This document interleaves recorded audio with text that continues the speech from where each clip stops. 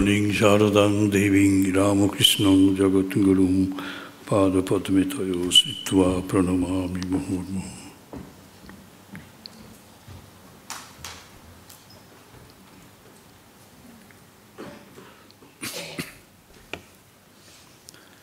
আজ স্বামী বীরেশ্বরানন্দজি, স্বামী গম্ভীরানন্দজি এবং স্বামী নির্বাণানন্দজি স্মারক আলোচনা চক্র আপনাদের সকলকে স্বাগত জানাই।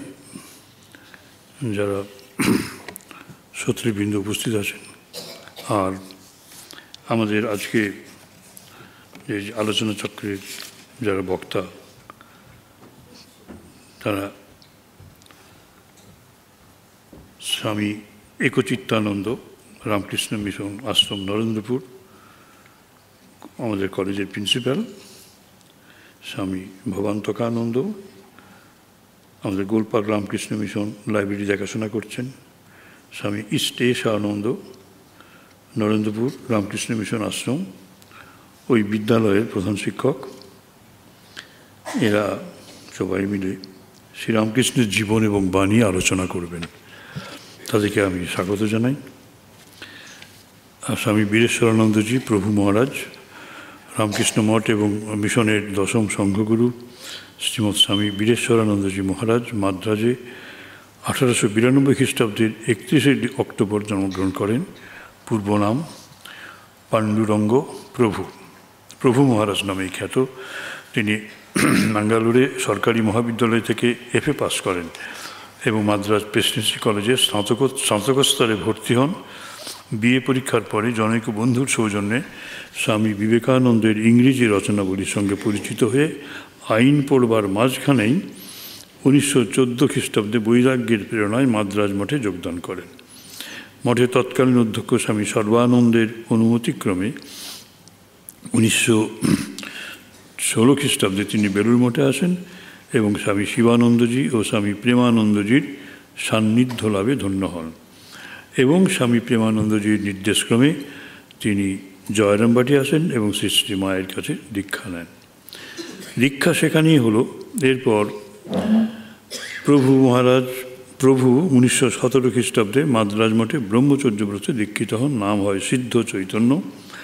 1920 খ্রিস্টাব্দে 12ই জানুয়ারি স্বামীজির তিথি পুজোর পুণ্য দিনে ভুবনেশ্বর মঠে সন্ন্যাস মন্ত্রে দীক্ষিত হন স্বামী ব্রহ্মানন্দজির কৃপায়। 1921 খ্রিস্টাব্দে তার কর্মজীবন শুরু হচ্ছে। তিনি মায়াবতী অদ্বৈত আশ্রমে কর্মী হিসেবে যোগদান করেন এবং সেখানে কর্মাধ্যক্ষ হন। 1927 খ্রিস্টাব্দে 14 এপ্রিল তিনি অদ্বৈত আশ্রমের অধ্যক্ষ নিযুক্ত হন। পরবর্তীকালে 1929 খ্রিস্টাব্দে রামকৃষ্ণ মঠের ট্রাস্টি এবং পরিচালন পরিষদের সদস্য নিযুক্ত হন এবং 1961 খ্রিস্টাব্দে তিনি সাধারণ সম্পাদক পদে বৃত হন। 1986 খ্রিস্টাব্দে সংঘাধ্যক্ষ অর্থাৎ সংঘগুরু স্বামী বীরেশ্বরানন্দজি। তিনি শাস্ত্র প্রভৃতি আলোচনাতেও সুপণ্ডিত। তার রচনা spiritual ideal for the present age, our duty towards motherland, ধর্ম ও ধর্মজীবন, ভগবান লাভের পথ, এইসব মূল্যবান গ্রন্থ। এসব ছাড়া আছে শঙ্করাচার্যকৃত শারীরক ভাষ্যের ইংরেজি অনুবাদ। অসাধারণ স্মৃতিশক্তি তার। মঠ মিশনের আদি পর্বের বহু ঘটনা, স্বামী বিবেকানন্দের অপূর্ব জীবনের নানা কথা তার মাধ্যমে প্রথম সর্বজনের গোচর হয়। এটা গুরুবাদ নয়, শ্রীরামকৃষ্ণই হলেন আমাদের সকলের ইষ্ট এবং আসল গুরু। দীক্ষা যে ব্যক্তিগুলোর কাছেই হোক না কেন, স্বামী বীরেশ্বরানন্দজি ভক্তদের কাছে এই তত্ত্বটি বিশেষ করে তুলে ধরতেন। সেই জন্যই জয় শ্রী গুরু মহারাজজি কি জয় বলি। হ্যালো, বলো।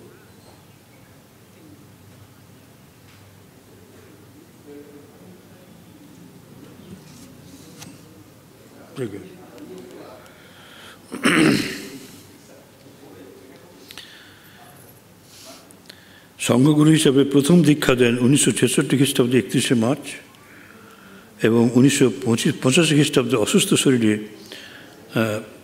9ই ফেব্রুয়ারি 105 জনকে দীক্ষা দেন। এই তার শেষ দীক্ষাদান। ওই বছরই 13ই মার্চ বেলা 3:17 93 বছর বয়সে তিনি রামকৃষ্ণ লোকে গমন করেন। তিনি 2 দশক ধরে অধ্যক্ষের পদে বৃত ছিলেন।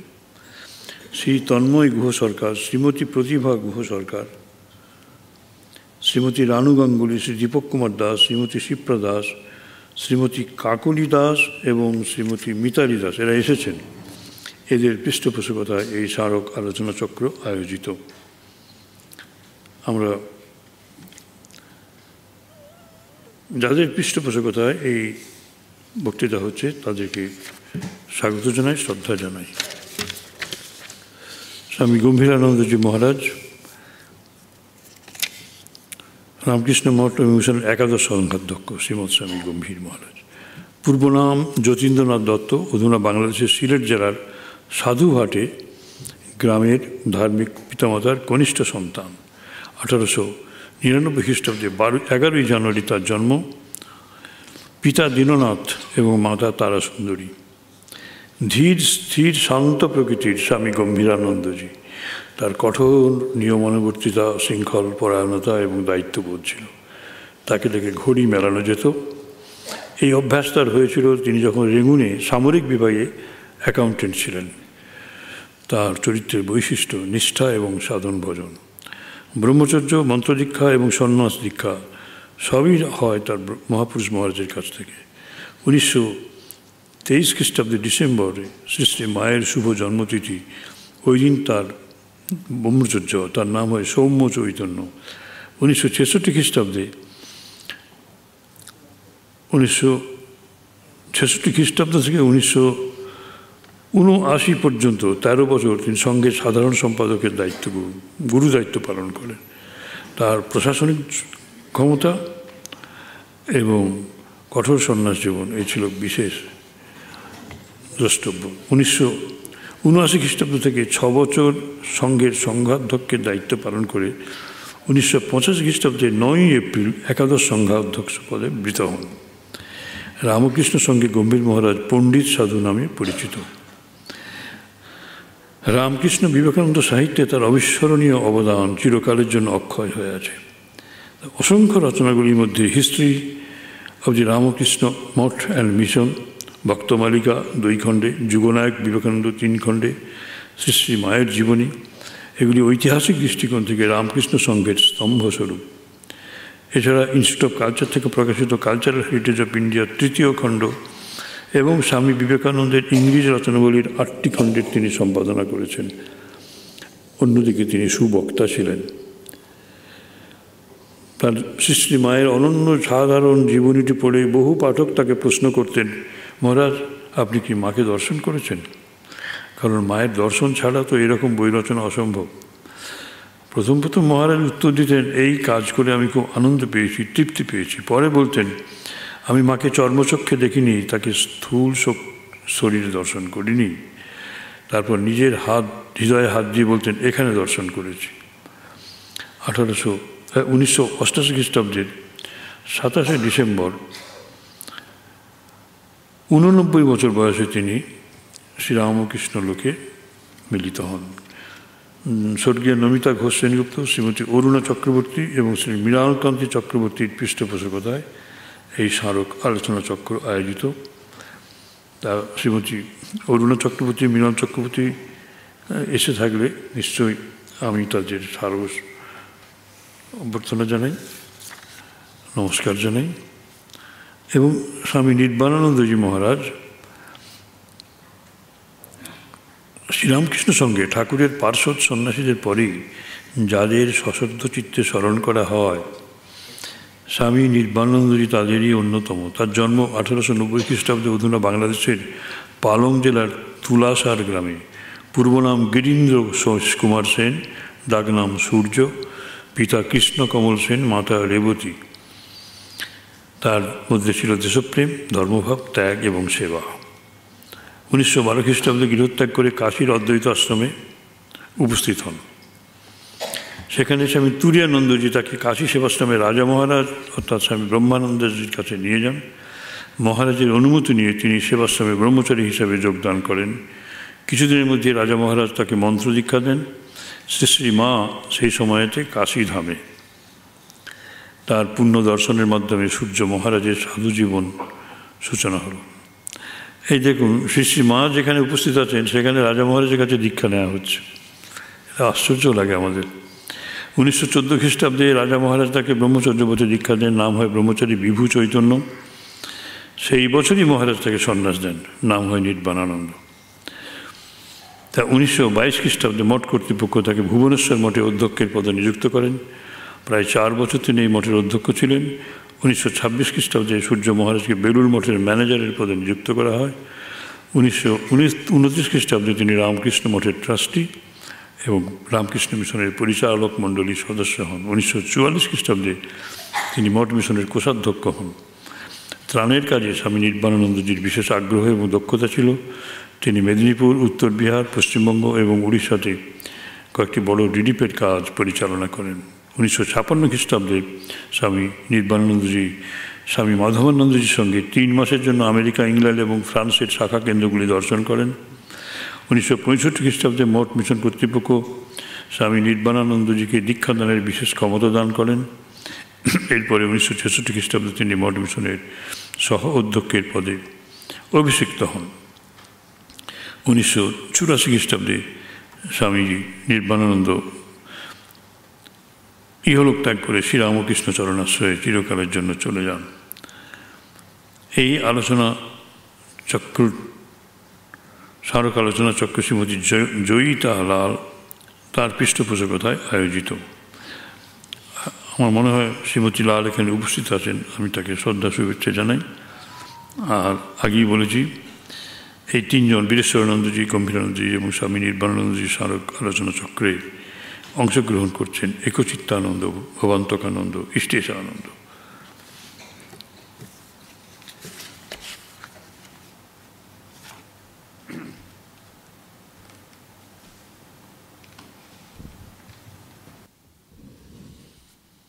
আমরা এখানে সবাই মিলে ঠাকুরের কথা আলোচনা করব। কারো কোনো বিশেষ টপিক নেই। আমি প্রথমেই আহ্বান করছি, তোমাদের মধ্যে জুনিয়র কে সবচেয়ে? হ্যাঁ, তুমি বলো আগে। ইষ্টেশানন্দ।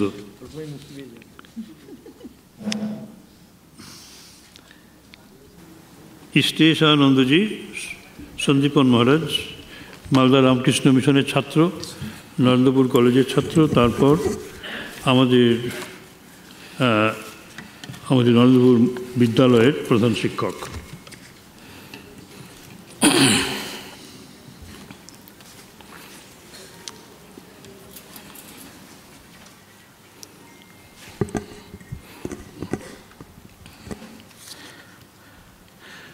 ओम स्थापकाय च धर्मस्य सर्वधर्मस्वरूपिणे अवतार वरिष्ठाय रामकृष्णाय ते नमः।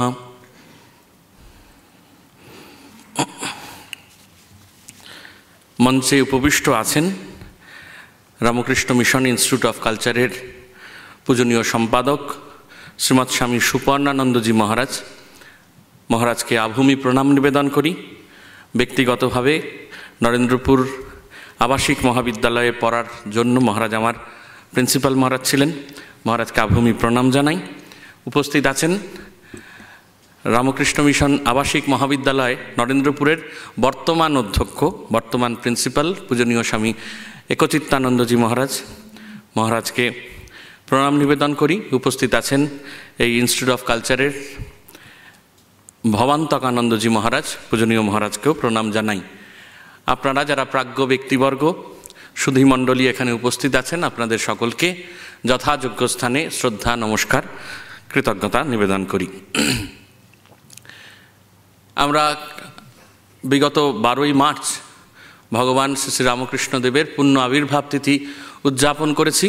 शुधु भारतवर्ष नय, गोटा विश्व जुड़े ठाकुरेर बाणी के निये, भाव के निये आलोचना हयेछे, अनुध्यान हयेछे, चिंतन हयेछे। आमरा चेष्टा करब आजकेर एई प्रेक्षापटेও भगवान श्री श्री रामकृष्ण देवेर जीवनेर खानिक खानिक मणिरत्न तुले ठाकुरके अनुध्यान करार। আমার বক্তব্যের বিষয় হিসেবে আমি নিজেই ঠিক করেছি যে ঊনবিংশ শতকের কামারপুকুর ও কলকাতার প্রেক্ষাপটে ভগবান শ্রীরামকৃষ্ণ। গঙ্গা, দামোদর, মুন্ডেশ্বরী, তারকেশ্বর নদী পেরিয়ে ভগবান শ্রীরামকৃষ্ণদেবের লীলাভূমি কামারপুকুর গ্রাম। উপরে উন্মুক্ত নীল আকাশ, বিস্তীর্ণ বনানী, মাঠের পর মাঠ, সবুজ ক্ষেত, চারিদিকে সাদা রোদ্দুর, ধূসর মেঠো রাস্তা, পাখির কুজন, মেঠো হাওয়া, সব মিলিয়ে মানব মনকে মুগ্ধ করে তোলা এক অনন্য ভূমি। অপরদিকে পিচের রাস্তা, মোটর গাড়ি, ঠেলাগাড়ির ভিড়, হাসপাতাল, কলকারখানা, ধোঁয়া, স্কুল, কলেজ, যান্ত্রিক সব মন, যান্ত্রিক জীবন, ঠাসা এক বদ্ধ কংক্রিটের জঙ্গল কলকাতা। এহেন ইটের পর ইটে সাজানো কলকাতার অবস্থা। ঊনবিংশ শতাব্দীতেও এই দুটো ভিন্ন স্থানের দুটো আলাদা চিত্র আমাদের কাছে ধরা পড়ে। 1836 খ্রিস্টাব্দের 18ই ফেব্রুয়ারি বঙ্গাব্দ 1757 ফাল্গুন শুক্লা দ্বিতীয়া তিথিতে মাতা চন্দ্রমণির কোল আলো করে এলেন পরম পুরুষ শ্রীরামকৃষ্ণদেব। এলেন এ যুগের পরিত্রাতা ছোট্ট গদাধর। কামারপুকুরের জল হাওয়া ধুলো মেখে বড় হতে থাকলেন আবাল বৃদ্ধ বনিতা সকলের চোখের মণি গদাই। যুগীদের শিব মন্দির, গোপেশ্বরের শিব, অন্যদিকে শিবের গাজন, রামায়ণ, দেবদেবীর উৎসব, ব্রত পালনের হিড়িক এই গ্রামটিকে যেন মাতিয়ে রাখত।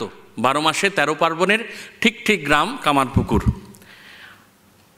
আর বাস্তব পরিস্থিতির এহেন আনন্দযজ্ঞ থেকে গদাইকে নিয়ে আসা হলো এই ইট কাঠ পাথরের কলকাতায়।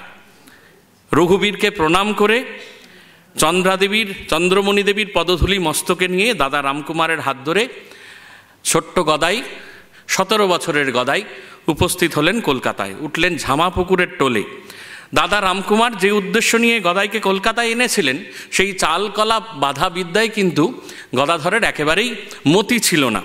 মতি থাকবেই বা কেমন করে?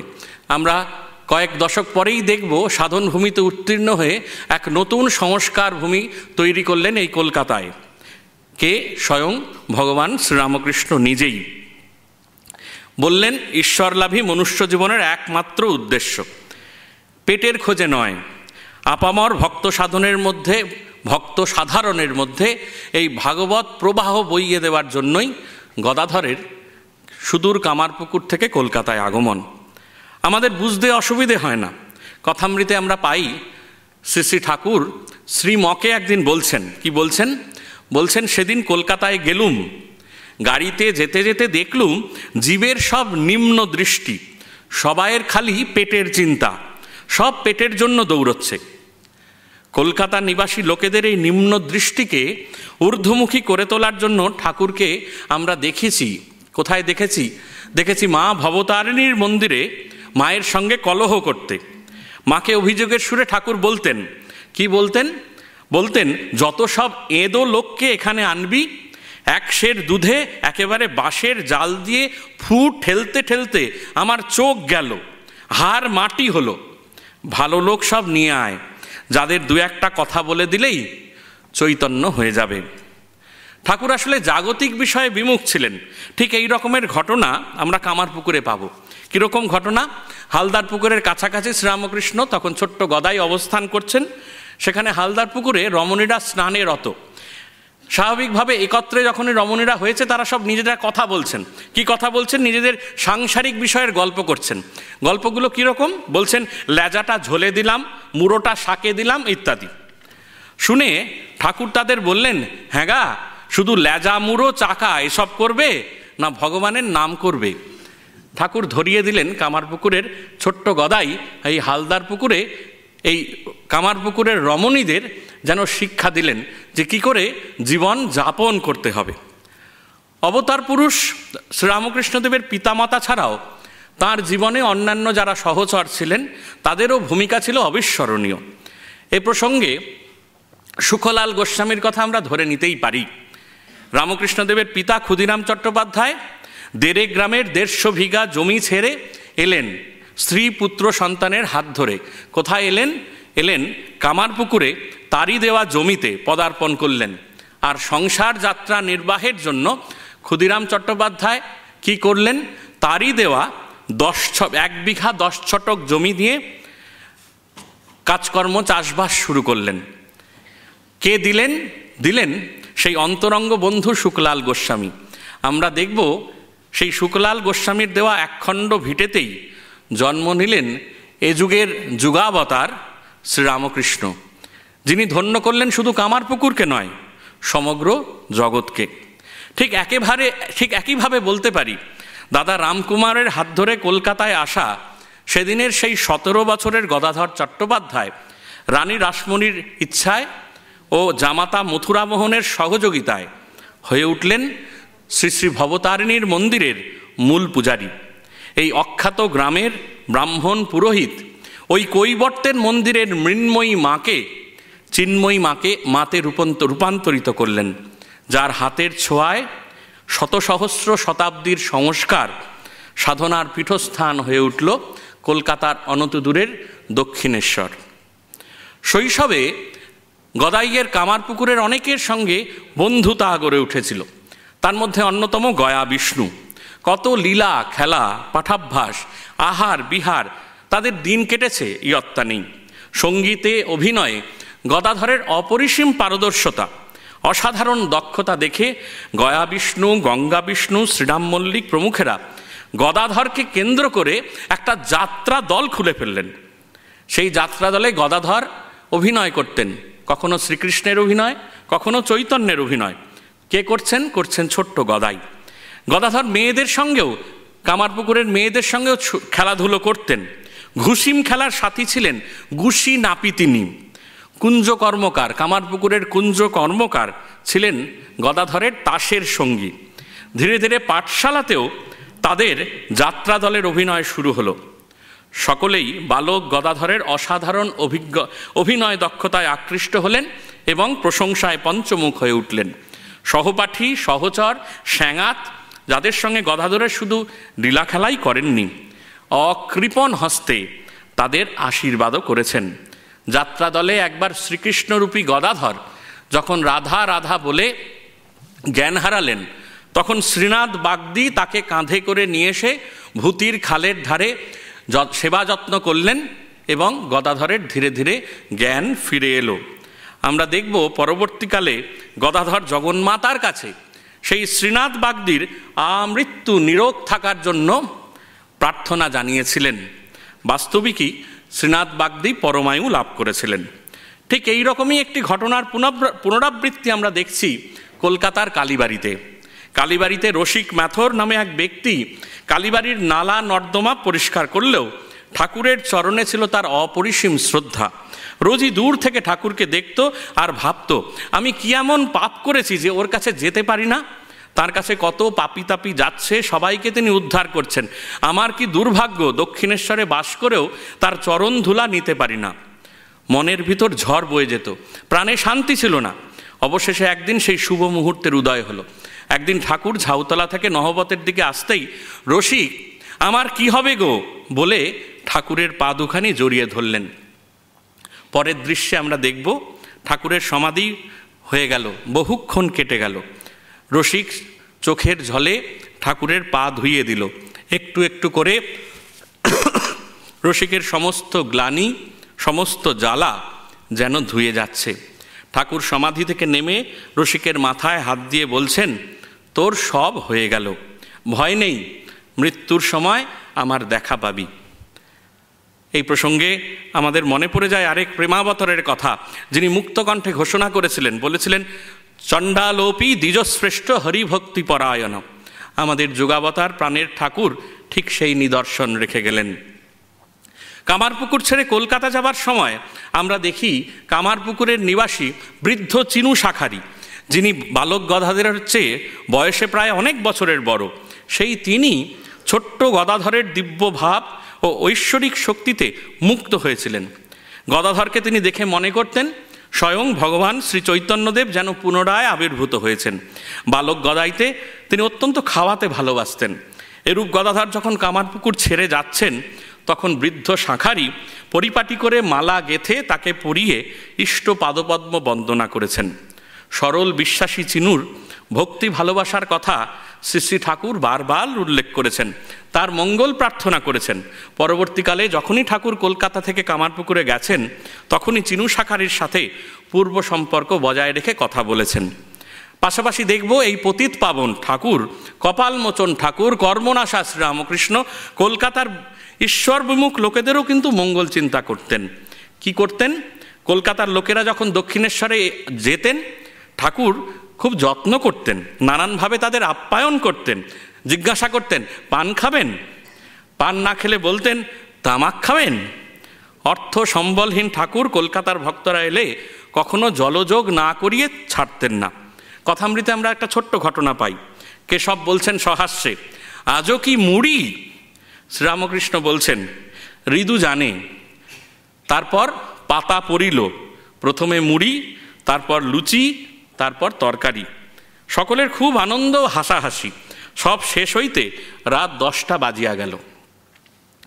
মন্দির থেকে ঠাকুরের জন্য যে বরাদ্দ ফল মিষ্টি থাকতো, তা সামান্যটুকু খেয়ে তিনি কলকাতার ভক্তদের খাওয়াতেন, যাতে তাদের একটু ভক্তি ভাব হয়।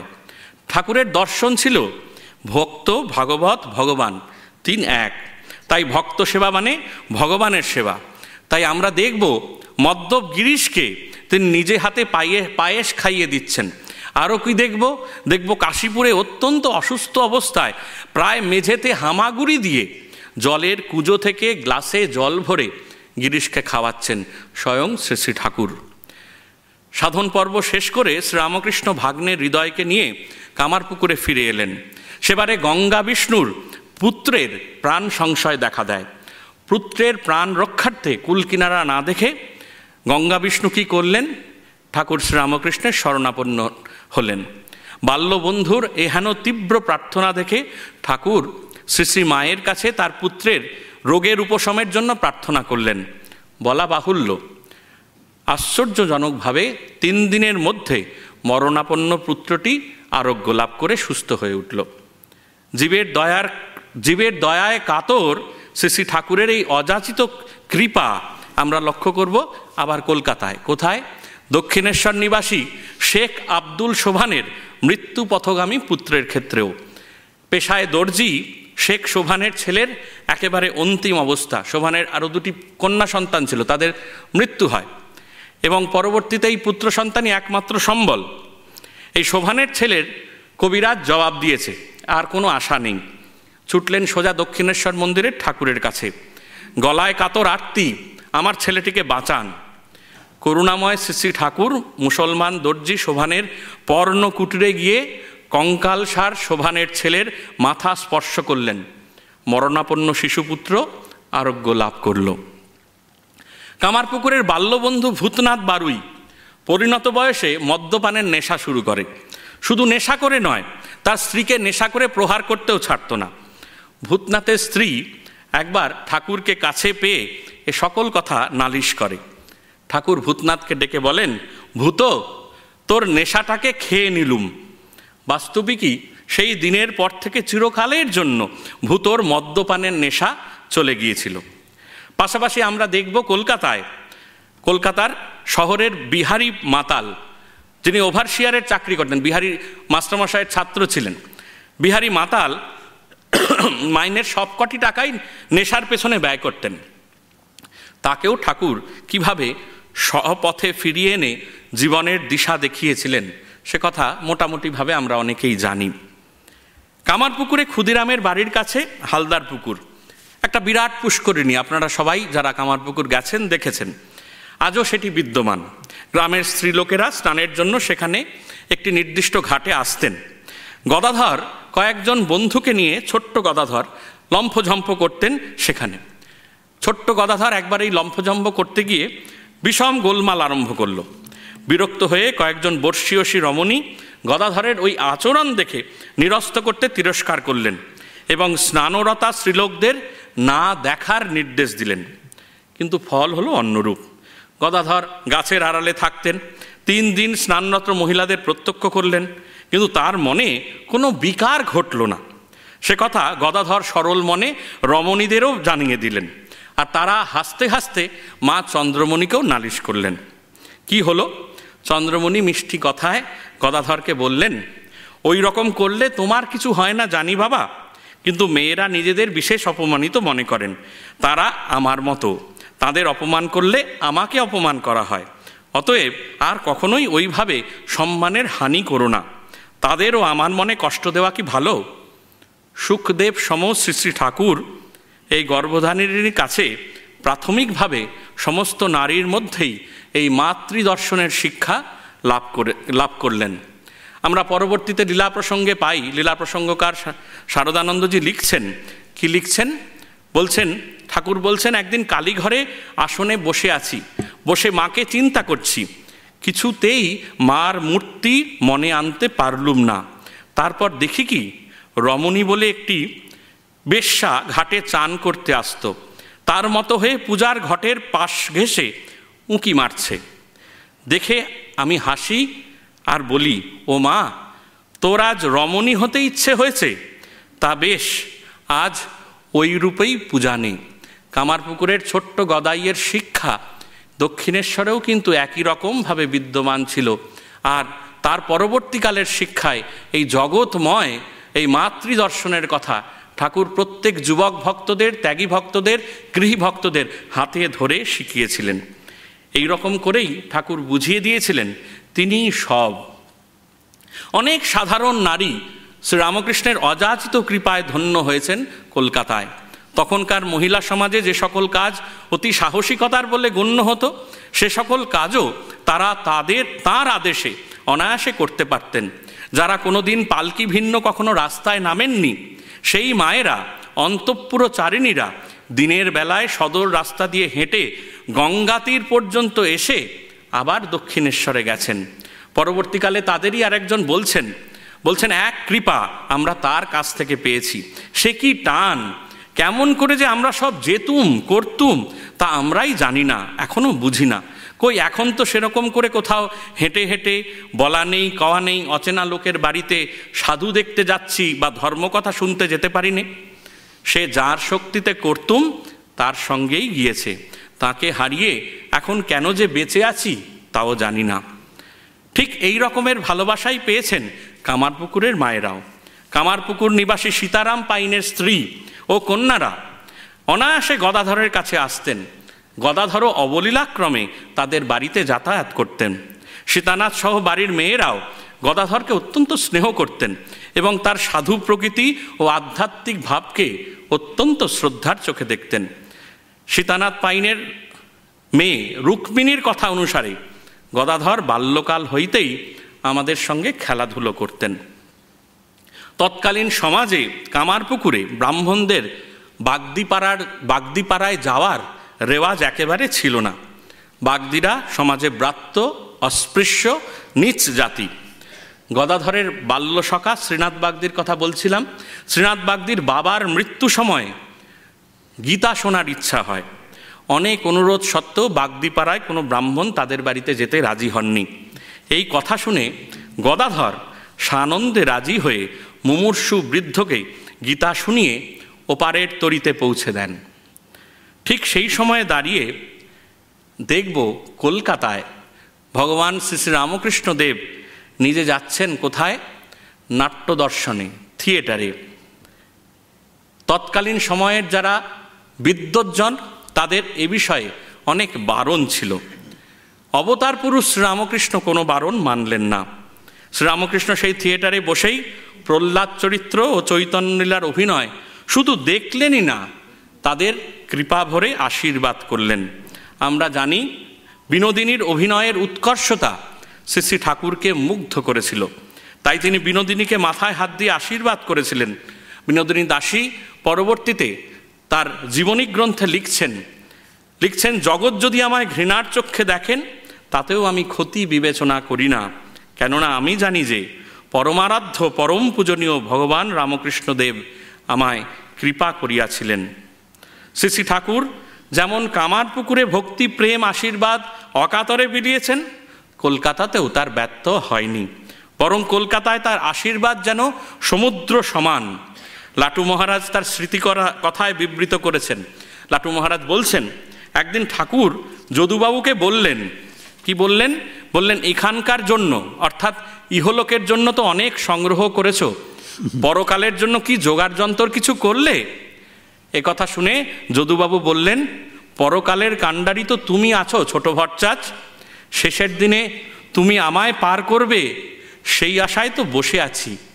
আমায় উদ্ধার না করলে তোমার পতিতপাবন নামে যে কালি পড়বে। দেখো ছোট বাচ্চাজ, শেষের দিনে ভুলো না যেন। সুরেন্দ্রকে ঠাকুর ধনী জয়গোপাল সেন সম্বন্ধে বলেছেন, যা আমাদের কাছে পরবর্তীর কলকাতা নয়, কলকাতা ছাড়িয়ে সমগ্র জগতের কাছে এক মর্মবাণী, অপার বাণী, যারই ভিত্তিতে আমরা ভর করে এগিয়ে যাচ্ছি। ঠাকুর বলছেন, যার টাকা আছে তার দান করা উচিত। জয়গোপাল সেনের টাকা আছে, তার দান করা উচিত। এক একজন টাকা থাকলেও বড্ড কৃপণ হয়, টাকা যে কে ভোগ করবে তার ঠিক নাই। ঠাকুর নিজে বলছেন, সুরেন্দ্রকে বলছেন। সুরেন্দ্রকে কি বলছেন ঠাকুর? ঠাকুর তাকে বলছেন, তুমি অফিসে মিথ্যা কথা কও, তবুও তোমার খাবার খাই কেন জানো? তোমার যে দান ধ্যান আছে। কৃপণের জিনিস খাই না, তাদের ধন এই কয় রকম উড়ে যায়।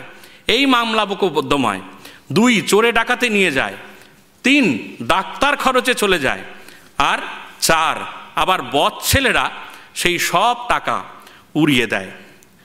আমরা দেখব এভাবেই ঠাকুর শ্রীরামকৃষ্ণ কামারপুকুরের ধুলিমাখা মাটিতে যে যাত্রা শুরু করেছিলেন, যে কৃপা বিতরণ করেছিলেন, তা দক্ষিণেশ্বরের, কলকাতার অনতিদূরের দক্ষিণেশ্বরের ছোট্ট ঘরে বসে, পরবর্তীকালে শ্যামপুকুর বাটিতে বা শেষ সময়ে কাশীপুর বাগান বাড়িতে ঠিক একইভাবে এই কৃপা বিতরণ করে গেছেন।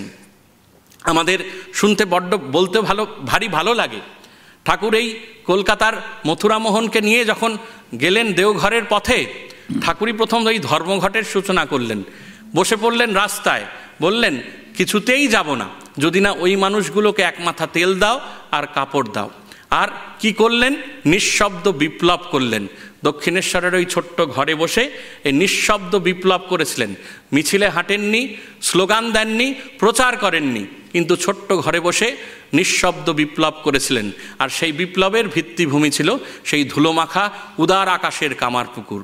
তাই শত সহস্র মানুষকে কামারপুকুর থেকে কলকাতা নয়, কামারপুকুর থেকে কলকাতা নয়, কোনো বিশেষ কোনো গণ্ডিতে নয়, কলকাতা ভিন্ন ভিন্ন ক্ষেত্র হলেও প্রত্যেকের ক্ষেত্রেই সমানভাবে তার করুণাধারা বর্ষিত হয়েছে। সেই লীলাময় অপূর্ব লীলার কথা ভাবলে আজও আমরা বিস্ময়ে হতবাক হই, নত জানু হই। আজকের এই দিনে ঠাকুর, পরম ঠাকুর শ্রী শ্রী রামকৃষ্ণকে, প্রেমের ঠাকুর শ্রী রামকৃষ্ণকে আমরা শতকোটি প্রণাম নিবেদন করি। সবাইকে ধন্যবাদ, নমস্কার। হ্যালো,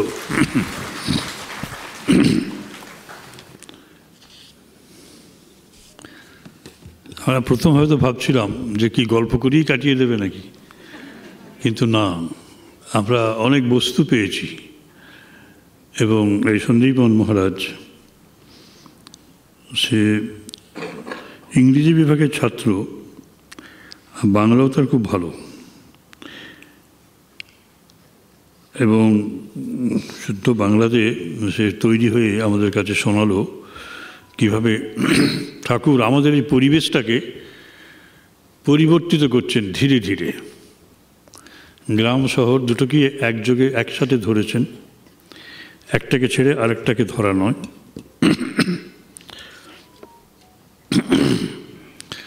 এবং তার ডিটেলস আমি আর যাব না, শুধু একটা কথাই স্মরণ করিয়ে দেব যে আমাদের কর্তব্য কী। আমাদের কর্তব্য কী? কর্তব্য নিঃস্বার্থ সেবা, এবং সেবার মধ্য দিয়ে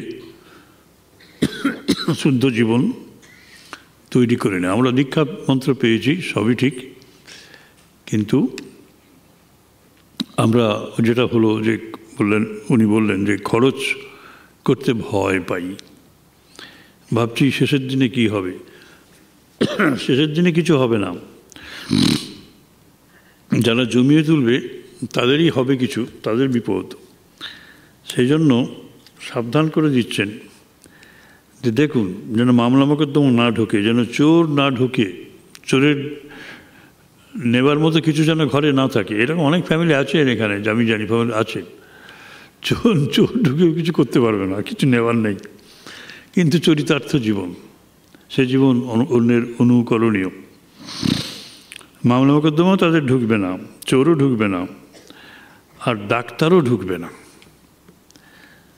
ডাক্তারও ঢুকবে না। একজন মিস্টার মুখার্জি আসতেন নরেন্দ্রপুরে, ব্লাইন্ড বজে, তিনি বেশ কিছু টাকা দিতেন প্রত্যেক বছর। তাকে আরেকজন নিয়ে আসতেন, তিনি বিদ্যা মন্দিরের ছাত্র, পোর্ট ট্রাস্টের সেক্রেটারি ছিলেন। তা তিনি খেতেনও খুব, প্রচুর খেতেন। তা আমি গেস্ট হাউসে খাওয়াতাম। তা আমি বললাম যে দাদা, আপনি এই বয়সে এত খেতে পাচ্ছেন, কি ব্যাপার? বিশাল শরীর মুখার্জি, সরলেকে বাড়ি। তা বললেন যে শুনুন মহারাজ, ব্যাপার হচ্ছে আমি দেওঘর রামকৃষ্ণ মিশনের ছাত্র ছিলাম, স্বামী লোকেশ্বরানন্দজি আমার শিক্ষক। আমি ওখানে শিক্ষা পেয়েছিলাম, একটা শিক্ষা আমি ধরে রেখেছি, যে টাকা জমাবে না, টাকা খরচ করবে। তা আমি আমার সমস্ত টাকা যা এক্সট্রা ইনকাম হয় আমি সব দিয়ে দিই। ওটা 1.5 থেকে 2 লক্ষ টাকার মতো হয় বছরে, আমি সব দিয়ে দিই। তা আমার বন্ধুরা বলে, এই তুই এসব রামকৃষ্ণ মিশনে ঘুরে ঘুরে বেড়াস আর টাকা দিস, এটা কেন করিস? বলে দেখ, তোদের বছরে কত ডাক্তার খরচ হয়? তো বলো অনেক। আমার তো এর মধ্যে 10-12টা অপারেশন হয়ে গেছে। বলে আমি এই পর্যন্ত জীবনে কোনো দিন হাসপাতালে যাইনি। তোরা ডাক্তারকে যে টাকাটা দিস, আমি এই ভালো কাজে সেটা দিই। সেজন্য ঠাকুর আমাকে আর ডাক্তারখানায় যাওয়ার প্রয়োজন রাখেননি। কি কনফিডেন্স, আমি বুঝতে পারি কি কনফিডেন্স। তা এটা আমি, মামলাও ঢুকবে না, চোরও ঢুকবে না, ডাক্তারও ঢুকবে না, আর ছেলেও বধ হবে না। ছেলে মায়ের বাবার অনুগামী হবে, বসংবদ। এই জিনিসটা নিয়ে যান না, ব্যাস।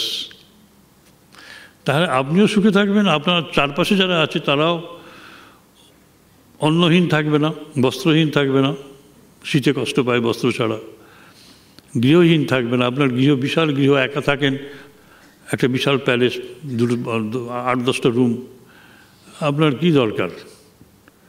ভাবুন, সব এ তো ভাবতে হবে। ডাক্তার খরচও লাগবে না। ডাক্তার খরচ কত টাকা জমাবেন? 40 লক্ষ টাকা জমাচ্ছেন, ওল্ড এজ সিকিউরিটি কিছুই থাকবে না, ওসব ভাবতে নেই। ঠাকুরের ভক্ত আমরা, বলে দিয়ে যাচ্ছেন তো, ঠাকুর বলে দিয়ে যাচ্ছেন। আর অনেক অজানা কথা উনি বলেছেন আমাদের, অনেক খুঁটিনাটি সব পড়েছেন, তাই না? অনেক খুঁটিনাটি পড়েছেন। এদের নামটা আমরা জানতাম না। শ্রীনাথ বাগদি, তার ভাইপো, তার এইসব নানা রকম আমরা ছোটো 2-4টে জিনিস জানতাম। নতুন করে পড়াশোনা করেছে এই সুযোগে, আমি তাকে ধন্যবাদ জানাই। এরপরের সিনিয়রিটি, তুমি জুনিয়র, ওর জুনিয়র, তুমি সিনিয়র মোস্ট না? আরে বাবা, ঠিক আছে। এবার ভবান্তকানন্দজি আমাদের বিধান, দেখি তিনি কি বিধি ব্যবস্থা আমাদের জন্য রেখেছেন।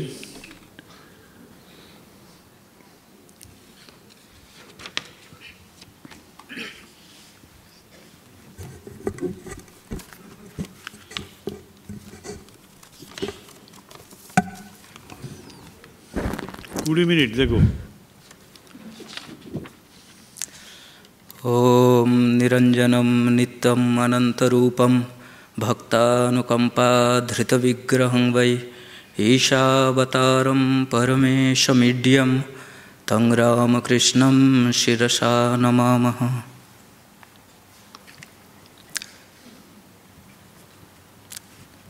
ठाकुर माँ और स्वामी जी के प्रणाम জানাই, যাদের স্মরণে এই লেকচার সিরিজ। স্বামী বীরেশ্বরানন্দজি, স্বামী গম্ভীরানন্দজি এবং স্বামী নির্বাণানন্দজি, তাদেরকে আমার ভক্তিপূর্ণ প্রণাম। মঞ্চে উপবিষ্ট শ্রদ্ধেয় শ্রীমৎ স্বামী সুপর্ণানন্দজি মহারাজকে আমার ভক্তিপূর্ণ প্রণাম জানাই। শ্রদ্ধেয় স্বামী একচিত্তানন্দজি মহারাজকে শ্রদ্ধাপূর্ণ নমস্কার জানাই। স্বামী ইষ্টেশানন্দজি মহারাজকে এবং আপনাদের সকলকে আমার শ্রদ্ধাপূর্ণ নমস্কার। আজকের আলোচনার বিষয় শ্রীরামকৃষ্ণের জীবনী ও বাণী। একটু আগেই ইষ্টেশানন্দজি মহারাজ খুব সুন্দর ঠাকুরের লীলা বর্ণনা করেছেন। কখনো কামারপুকুর, কখনো কলকাতা, দক্ষিণেশ্বর, গঙ্গা, শ্যামপুকুরবাটি, কাশীপুর। তো ঠাকুরের লীলা সমস্ত জায়গাটা নিয়েই, সমস্ত জায়গায় তিনি গেছেন। তাঁর শৈশবে কামারপুকুরে লীলা করেছেন, যৌবনে এবং প্রৌঢ় অবস্থায় তিনি কলকাতাতে ছিলেন, সেখানে তার লীলা করেছেন। সুপর্ণানন্দজি মহারাজ বলছিলেন যে ইষ্টেশানন্দজি মহারাজ বেশ কিছু নূতন তথ্য বলেছেন। আমার কাছেও বেশ কিছু নূতন লাগলো। প্রথম শুনলাম হয়তো ভূতনাথের মদ্যপান ইত্যাদি অনেক কিছু ঘটনা বললেন। তো ঠাকুরের জীবন দর্শন বর্ণনা করতে গেলে এই সমস্ত জায়গারই নাম এসে যায় এবং তার বাণীর মধ্যে যেগুলো খুবই প্রচলিত বা বিখ্যাত বা খুব গুরুত্বপূর্ণ,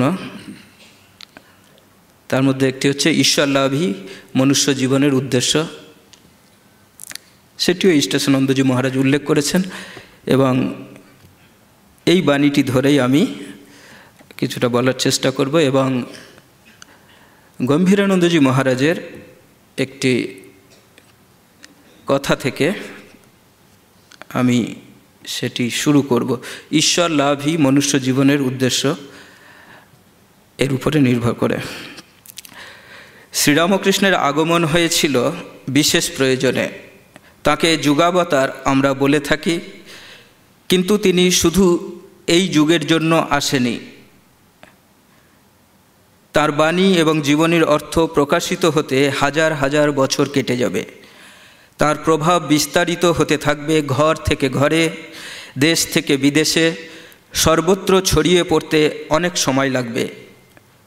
তার কতটুকু আমরা আজ পর্যন্ত বুঝতে পেরেছি বা বুঝতে পারি, আর কতটুকুই বা ভাষায় প্রকাশ করে বলতে পারি, সে অসম্ভব ব্যাপারেতে আমার মতো ব্যক্তির পক্ষে প্রবেশ করা অসম্ভব। এটি বলছেন শ্রীমৎ স্বামী গম্ভীরানন্দজি মহারাজ।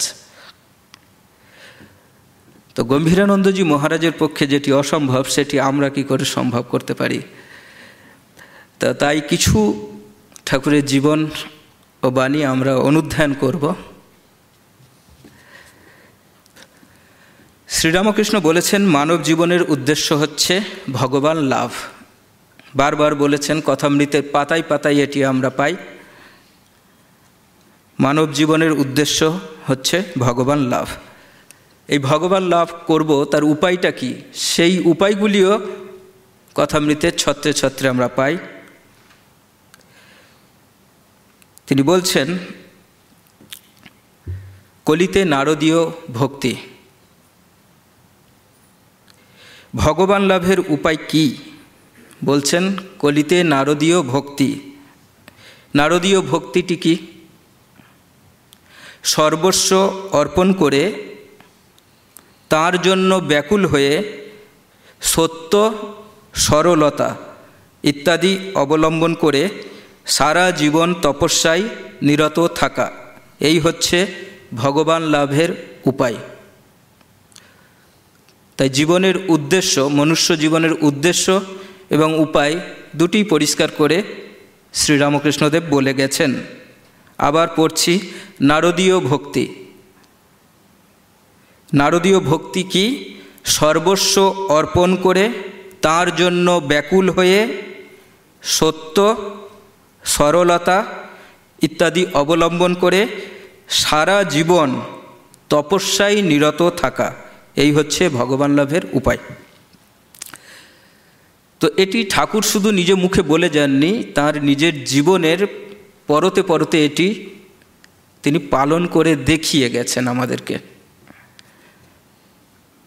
যাতে আমরা শুধু বাণী বলেই আমরা ছেড়ে দিতে না পারি, যে তিনি এটি দেখিয়ে গেছেন, শুধু বলে যাননি, করে গেছেন নিজের জীবনে।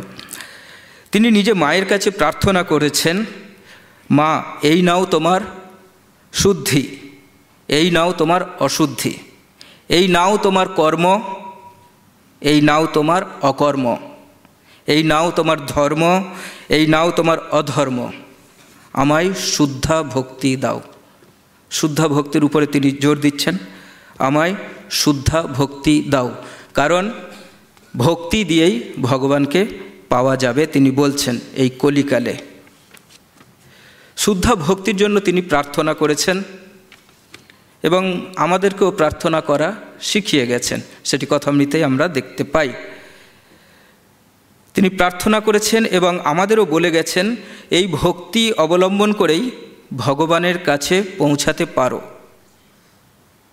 নারদ তার ভক্তি সূত্রেতে বলেছেন যে ভক্তির যদি সংজ্ঞা দিতে হয়, সেই সংজ্ঞাটা কি না, তার প্রতি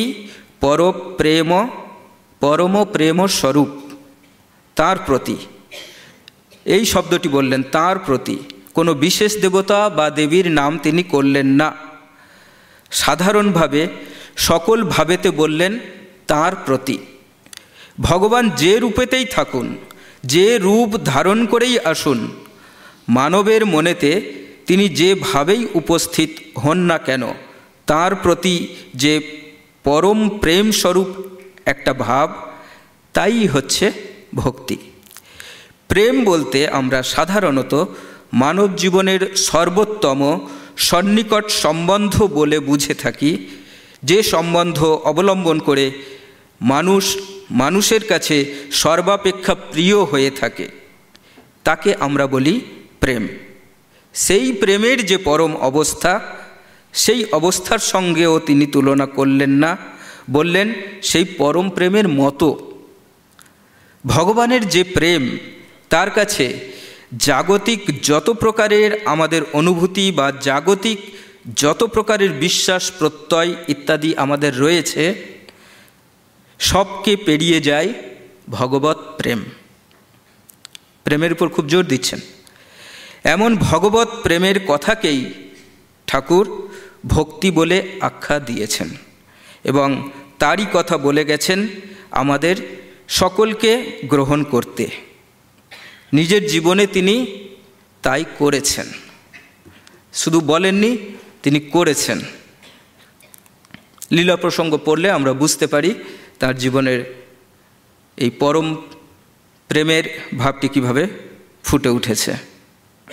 মায়ের প্রতি ভক্তি এবং পরম প্রেম, এবং তেমনি ভক্তের প্রতি সেই প্রেম। ভক্তি ব্যাখ্যা করতে গিয়ে নারদ ভক্তির বাইরের লক্ষণ বলেছেন এবং ভিতরের দিক থেকেও সংজ্ঞা দিয়েছেন।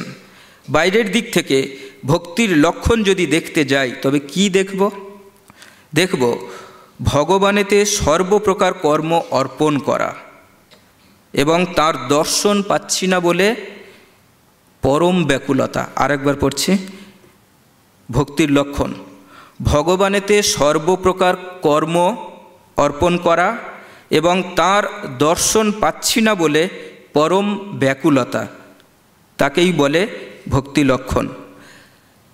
তার কাছে সমস্ত কিছু অর্পণ করে দেওয়া। ঠাকুর বলছেন তার নিজের বলতে কিছু নেই, মা যেমন চালান তেমনই তিনি চলেন, মা যেমন বলান তেমনই করে তিনি বলেন, এই ছিল তার ভাব সর্বদা। এটি মুখের কথা নয়, ঠিক একেবারে প্রাণের কথা। তার জীবন এবং বাণীতে তিনি তাই প্রকাশ করে গেছেন। তার জীবন এবং বাণীতে তিনি তাই প্রকাশ করে গেছেন। মায়ের ইঙ্গিতে তিনি পরিচালিত হচ্ছেন। যা কিছু কথা তার ভিতর থেকে বেরিয়েছে, জীবনটা যে ভাবেতে প্রকাশিত হয়েছে, সবই হয়েছে মায়ের দ্বারা। মা যেমন করেছেন ঠিক তাই ঘটেছে। এই হলো তাঁর প্রতি সমস্ত অর্পণ করা। নিজের বলতে আর কিছু থাকে না, সর্বস্ব অর্পণ করা। তো এইটি ভক্তির লক্ষণ। তারপরে তিনি বলছেন ভগবানকে পাওয়ার উপায় হিসেবে পরম ব্যাকুলতা। যারা তার জীবনী পড়েছি আমরা প্রায় সকলেই জানি তার এই ব্যাকুলতার ভাবটি কিভাবে ফুটে উঠেছে। তিনি গঙ্গা তীরে কাতর হয়ে পড়ে মা মা বলে ডাকতেন, বলতেন, মা আরও একটা দিন ফুরিয়ে গেল, আজও তোর দর্শন পেলাম না। পাশে লোক দাঁড়িয়ে যেত, তারা বলতো লোকটি হয়তো পেটের ব্যথাতে কষ্ট পাচ্ছেন, হয়তো এই জন্যই কান্নাকাটি করছেন। তারা ভিতরের কথা কি করে জানবে? তারা বলতো শূল ব্যথা, শূল ব্যথাতে লোকটি ক্রন্দন করছেন, কিন্তু আদতে তিনি যে মায়ের জন্য কাঁদছেন সেটা তো তারা বুঝতো না। তারপর এমন দিন এলো যখন সে বিরহ আর তার সহ্য হয় না। কালী মন্দিরে প্রবেশ করে দেখেছেন সেখানে একটি খড়গ ঝুলছে দেয়ালে। সেই খড়গ দিয়ে প্রাণ ত্যাগ করার জন্য তিনি চেষ্টিত হলেন। এমন সময়েতে তিনি মা কালীর দর্শন পেলেন। এই ব্যাকুলতা, পরম ব্যাকুলতা, তাকে না হলে আর চলে না, এই রকম যখন অবস্থা হবে, এই ব্যাকুলতা অবলম্বন করেই তিনি মাকে পেয়েছেন। তিনি আরেকটি উদাহরণ দিয়েছেন, কথামৃতে আমরা প্রায় সকলেই জানি। গুরু একজন তার শিষ্য, তার সেই প্রশ্ন কিভাবে ব্যাকুলতা হয়, ব্যাকুলতা কি? সে গুরু শিষ্যকে নিয়ে গেছেন নদীতে, জলে নামিয়ে তাকে জলের মধ্যে চেপে ধরে আছে মাথা, এবং সে যতই ওঠার চেষ্টা করছে গুরু শক্ত করে চেপে আছে। কিছুক্ষণ পরে ছেড়ে দিলেন, বললেন, জলের ভিতরে কেমন অবস্থা হচ্ছিল রে তোর? মনের অবস্থা কেমন? বলছে, মন আঁটুপাঁটু করছিল। তো বলছেন, যখন ঈশ্বরের জন্য, ভগবানের জন্য আমাদের মন এমন আঁটুপাঁটু করবে, ছটফট করবে, তাকে না হলে চলে না, সেই রকম অবস্থায় এলেই আমাদের ভগবান দর্শন হবে। এটি ঠাকুর শুধু বলেছেন না, তিনি নিজের জীবনে দেখিয়ে গেছেন। এরপরে আসছি ভগবান লাভের আরেকটি উপায়। ঠাকুর বলছেন, সত্যই হচ্ছে কলির তপস্যা। সত্যকে অবলম্বন করে আমাদের এগিয়ে যেতে হবে। কথাটা উঠলেই নানা মনেতে নানা প্রশ্ন জাগে। সত্য নিয়ে কি আমরা সংসারে বেঁচে থাকতে পারি? কথা তা নয়, কথা হচ্ছে সত্যটাকে অবলম্বন আমাকে অবশ্যই করতে হবে। মানুষ জন্ম যখন গ্রহণ করেছি এবং ভগবান যখন আমি লাভ করতে পারছি না, সেটা আমার ত্রুটি, সেটা আমার দুর্বলতা। কিন্তু যেমন স্বামীজি বলেছিলেন, রামকে পেলাম না বলে কি শ্যামকে নিয়ে ঘর করব? তা তেমনই ভাবেতে সত্যকে যেহেতু আমি ধরতে পারলুম না, তা বলে কি মিথ্যার আশ্রয় নেব? না, তা কখনো নয়, কখনোই নয়। সত্যকে আমাকে যেমন করেই হোক প্রাণপণে চেষ্টা করে ধরে রাখতে হবে, সত্যেতে প্রতিষ্ঠিত হতে হবে। এটা হলো সাধারণ মানুষের পক্ষে। স্বামীজির কথায় সেই প্রতিধ্বনি পাই। সত্যের জন্য সব কিছু ত্যাগ করা যায়, কিন্তু কোনো কিছুর জন্য সত্যকে ত্যাগ করা যায় না। ঠাকুর তার নিজের জীবন দিয়ে দেখিয়ে দিয়েছেন। তার উদাহরণ আমরা আলোচনা করব। ঠাকুরের পক্ষে সে সত্য কি ছিল? সত্যকে যে তিনি ধরেছিলেন তা নয়, সত্য তাকে ধরেছিলেন। ঠাকুর কথামৃতে বলছেন, যে বাবার হাত ধরে চলে তার পড়ে যাওয়ার ভয় থাকে, যে বাচ্চা। কিন্তু বাবা যার হাত ধরেন সে পড়ে না। দৃষ্টান্ত ঠাকুর। ঠাকুরকে সত্য ধরেছিলেন, কিভাবে? দুটি উদাহরণ আমরা পড়ব, আলোচনা করব। ঠাকুর গেছেন নবদ্বীপে মহাপ্রভুর জায়গা দর্শন করতে, কিন্তু কোনো উদ্দীপনা তার মনেতে যাচ্ছে না। বললেন, এখানে এলাম কিসের জন্য? এখানে তো কোনো উদ্দীপনা যাচ্ছে না। তারপরে নৌকো করে যখন ফিরছেন গঙ্গা বক্ষে, তখন হঠাৎ বলছেন, এই রে এলো রে এলো রে। তিনি দেখতে পাচ্ছেন মহাপ্রভু এবং নিত্যানন্দ দুজন যেন তার দিকে এগিয়ে আসছেন।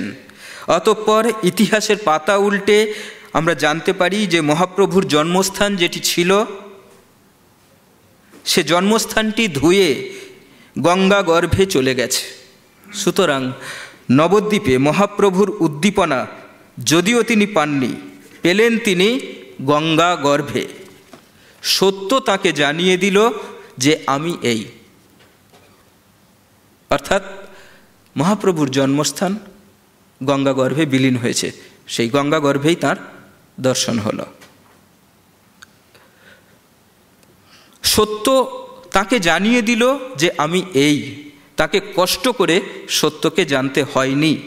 সত্য তাকে ধরেছিল হাত, সত্যই তাকে চালিয়ে নিয়ে যাচ্ছিল। আরেকটি উদাহরণ, তিনি গেলেন মল্লিকদের বাড়িতে, শম্ভু মল্লিক।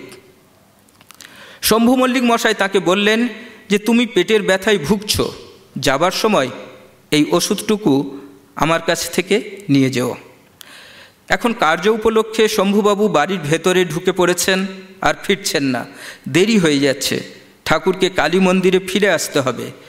সুতরাং তিনি ভাবলেন, ওই তো ওষুধের মোড়কটা রয়েছে, শম্ভু তো এইটে দিতে চেয়েছিল, সেইটা তুলে নিলেই তো হলো। সেইটা তুলে নিলেন তিনি হাতে, কিন্তু রাস্তায় বেরিয়ে তিনি আর রাস্তা দেখতে পান না। সামান্য একটুখানি দূরে কালী মন্দির থেকে রাত্রে চলা এমন কোনো অসুবিধা নয়, কিন্তু যতই কালী মন্দিরের দিকে এগিয়ে যেতে চাচ্ছেন, পা তাঁর চলে যাচ্ছে পাশে ড্রেনের দিকে, নর্দমার দিকে। বারবার চেষ্টা করলেন, কিন্তু ফিরে যখন শম্ভুবাবুর বাড়ির দিকে তাকাচ্ছেন, সব পরিষ্কার। তখন বুঝলেন, তাই তো, এ তো মিথ্যাচার হয়ে গেছে। শম্ভু বলেছিল তার হাত থেকে নিতে, আমি তো হাত থেকে নিইনি। সুতরাং ফিরে এসে আবার শম্ভুবাবুর বাড়িতে পৌঁছলেন। তখন ভিতরে সবাই চলে গেছে, বাইরে দরজা বন্ধ। জানালা দিয়ে মোড়কটি ভেতরে ফেলে দিয়ে বললেন, এই তোমাদের ওষুধ রইল গো। তারপরে যখন ফিরলেন দক্ষিণেশ্বরের দিকে, সব পরিষ্কার দেখতে পাচ্ছেন। তিনি ফিরে এলেন দক্ষিণেশ্বরে।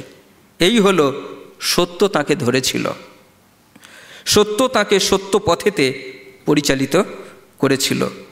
সেই কথাই যেটা নিজের জীবনেতে তিনি অনুভব করেছিলেন, ভক্তি, সত্য, তারই কথা তিনি বলে গেছেন আমাদেরকে গ্রহণ করতে। আর বলছেন সরলতা, ভক্তি, সত্য, সরলতা ভগবানকে পাওয়ার উপায়। শিশুর মতো সরল হতে হবে। মা বলেছেন ও ঘরে জুজু, ও ঠিক ধরে রেখেছে সেখানে জুজু।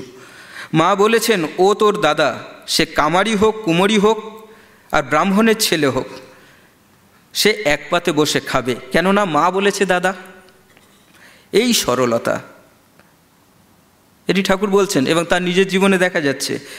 তিনি যাচ্ছেন গাড়ি করে কলকাতায়। কে বলেছিল শরতের হিম মাথায় লাগালে শরীর বেশ ভালো হয়। মাথা বের করে খুব শরতের হিম লাগালেন, তারপরে সর্দি কাশি। এই ছিল তার সরলতা। এই সরলতা না থাকলে ভগবানকে পাওয়া যায় না। কথামৃতের পাতায় পাতায় আমরা দেখতে পাই। তার বাবাও ছিলেন সরল, ক্ষুদিরাম চট্টোপাধ্যায়। সরল না হলে সরল ভগবানকে লাভ করতে পারা যায় না। আর ভগবান লাভের উপায় হিসেবে বলছেন সাধু সঙ্গ করা, সৎ গ্রন্থ পাঠ করা। সত্যতে প্রতিষ্ঠিত হয়ে ভগবান লাভ করে তার মনে আকাঙ্ক্ষা জাগলো যে আমি ভক্তদের নিয়ে থাকব। সংসারীদের কথা শুনে আমার কান ঝালাপালা হয়ে গেল, আর কতদিন ধরে চলে? মা তাকে বললেন যে তোর ভক্তরাও আসবে, তাদের সঙ্গে তুই কথাবার্তা বলতে পারবি। কিন্তু তারা তো আসছে না, তখনও দেরি হয়ে যাচ্ছে। তাই কুঠির ছাতে সন্ধ্যের সময় উঠে ডাকছেন, ওরে কে কোথায় আছিস, তোরা আয়। অর্থাৎ শুদ্ধ ভক্ত যাদের সাথে কথা বললে মনে আনন্দ হয়, প্রাণের শান্তি আসে, সেই জন্য শুদ্ধ ভক্তদের তিনি ডাকছেন ছাতে থেকে। এবং শুধু তাই নয়, তার কাছে ভক্তরা আসছে, সৎসঙ্গ হচ্ছে, তাই নয় শুধু, তিনি নিজেও ভক্তদের বাড়িতে কলকাতায় চলে যাচ্ছেন কখনো কখনো। ভক্তরা এলেও সৎসঙ্গ, আবার ভক্তদের বাড়িতে গিয়ে সৎসঙ্গ। অর্থাৎ মানুষকে এই সাধু সঙ্গ জিনিসটা জানানোর জন্য তিনি ব্যাকুল।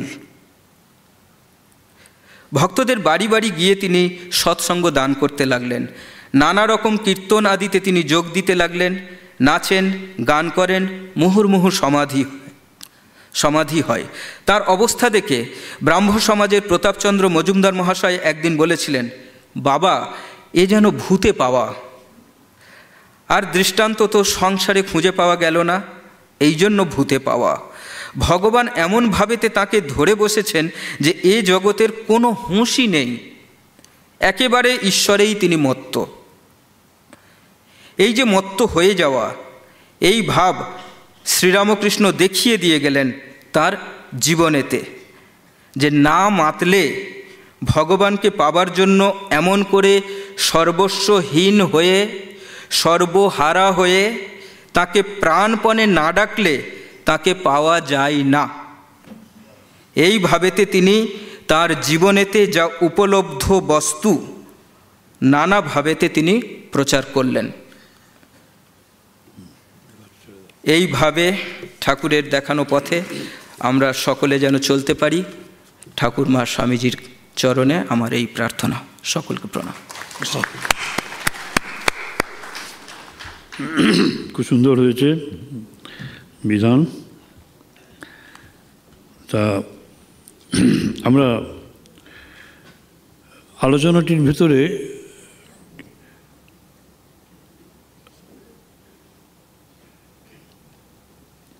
আমাদেরও চিন্তা শক্তি ঠাকুর সম্বন্ধে বলবার জন্য খুব সহজ হয়ে গেল। আমাদের চিন্তাধারাটা খুব প্রাঞ্জল হয়ে উঠল। ঠাকুর সম্বন্ধে আলোচনা করতে গেলে ইষ্টেশানন্দ যেমন একদিক দিয়ে আলোচনা করলেন, এখানে দেখলাম ভবান্তকানন্দজি আমাদের জীবনের উদ্দেশ্য ঈশ্বর লাভ। তাহলে উপায়টা কি? উপায়টা নারদীয় ভক্তি। এক কথায় সে নারদীয় ভক্তিটা কি অল্প কথায় উনি আমাদের বলে দিলেন, যে সত্যকে ধরে থাকা, ত্যাগের পথ অনুবর্তন করা, ব্যাকুলতা,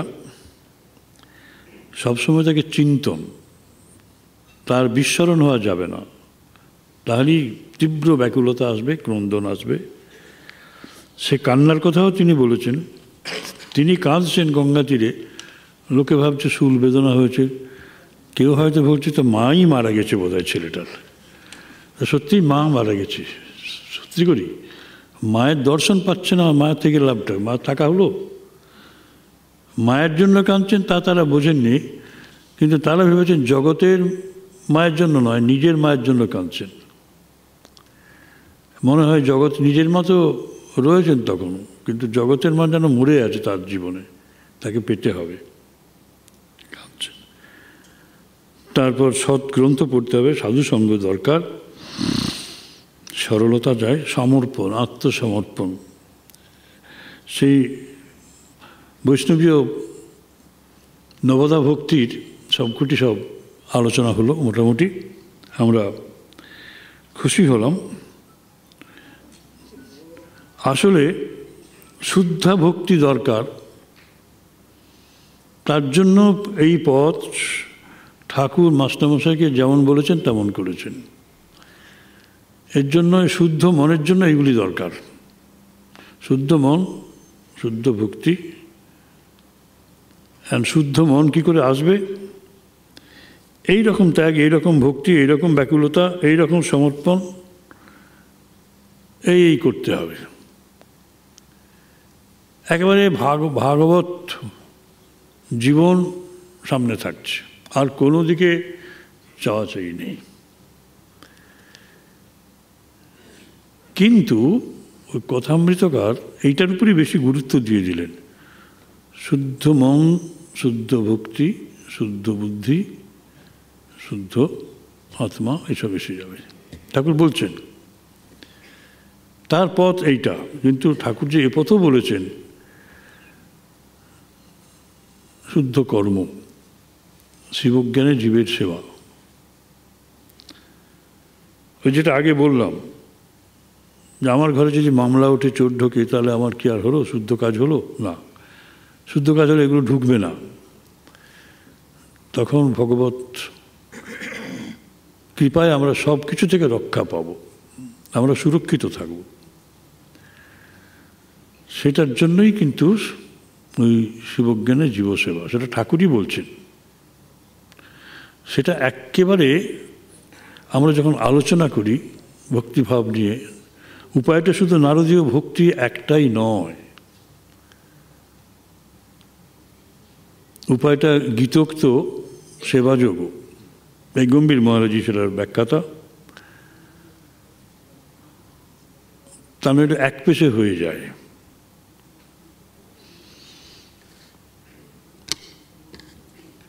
শুদ্ধ কর্ম আমাদের মনকে শুদ্ধ করবে। Occupation has to be made pure. হ্যাঁ, তাহলেই এগুলি সব আসবে। শুদ্ধ ভক্তি, এগুলি সত্যনিষ্ঠা আসবে, ত্যাগ আসবে, ব্যাকুলতা আসবে। ওটি হচ্ছে প্রথম কাজ। মানে সব রকম অপকর্ম করে যাব, তাহলে কি করে সত্য, ত্যাগ, ব্যাকুলতা, সমর্পণ এসব থাকবে? ওইটা কিন্তু প্রাথমিক পর্যায়ে। তুমি যখন কাজ করছো, যখন ভক্তির মধ্যে নেই, আমাদের তো 15 আনা সময় তো ওখানেই কেটে যায় সাংসারিক কাজকর্ম নিয়ে, যেটাকে আমরা বলি সেকুলার অ্যাক্টিভিটি নিয়ে। সেখানে তুমি কেমন আছো? বাইরের অ্যাকশন এবং ভেতরে ভক্তি বা জ্ঞান বা ধ্যানের প্রতি অনুরক্তি একসাথে থাকবে। এখন একচিত্তানন্দ শুরু করো। 45 তুমি 7:05 ছেড়ে দেবে।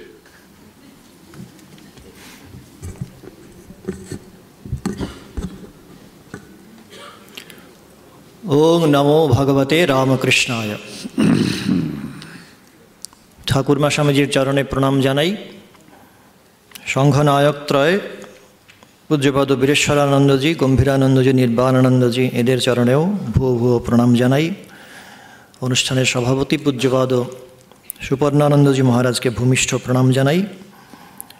দুটি মনজ্ঞ ভাষণ আমরা শুনেছি, শ্রদ্ধাভাজন নিষ্টেশানন্দজি, ভবান্তকানন্দজি, এদেরও নমস্কার ও শ্রদ্ধা জানাই।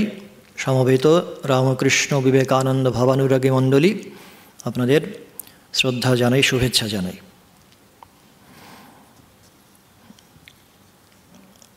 শ্রীরামকৃষ্ণের যে শান্ত স্নিগ্ধ যোগস্থ মূর্তিটি আমাদের সামনে রয়েছে, তাকে খুব সুন্দরভাবে বর্ণনা করেছেন এইমাত্র তার নিহিতার্থ। এই মূর্তির মধ্যে যে তত্ত্ব প্রতিফলিত হচ্ছে, ভবান্তকানন্দজি ভক্তি তত্ত্বের কথা আলোচনা করেছেন, কিন্তু স্বামীজি তার কালজয়ী যে শ্রীরামকৃষ্ণ স্তোত্র, সেখানে ভক্ত্যা জ্ঞানম বৃতবর বপু এই কথাগুলো প্রয়োগ করেছেন। কাজেই ভক্তির আচ্ছাদনে জ্ঞান তার অন্তর্দেশে বিরাজ করছে, এই সত্য ওইখানে উঠে এসেছে। এই জ্ঞানের আবার অন্তর্দেশে আছে স্বামীজি উপনিষদ থেকে যে অভিমন্ত্র পেয়েছিলেন, সেই মন্ত্রটি পরবর্তীকালে তিনি যা মিলিয়ে নেবার সুযোগ পেয়েছিলেন শ্রীরামকৃষ্ণ জীবনের আলোকে, কুর্মস্তারকচর্বণম ত্রিভুবনমৎপাটয়ামো বলাৎ ইত্যাদি, সেই স্তোত্রটিও আমরা এই প্রসঙ্গে স্মরণ করতে পারি। মোদীয় আচার্যদেব বক্তৃতায় নিউ ইয়র্কে এবং লন্ডনে প্রদত্ত স্বামীজির যে কালজয়ী বক্তৃতা, সেইখানে স্বামীজি শ্রীরামকৃষ্ণ চরিত্রের এই দিকটি, অদ্ভুত সাহসিকতা, এইটির তত্ত্ব ব্যাখ্যা করেছেন এইভাবে: তোমাদের যেমন কামানের মুখে লাফিয়ে পড়ার সাহস আছে, তোমাদের যেমন স্বদেশের জন্য প্রাণ বিসর্জন করার সাহস আছে, ঈশ্বরের নামে তাদেরও, ভারতবাসীর, তেমনি সাহস আছে।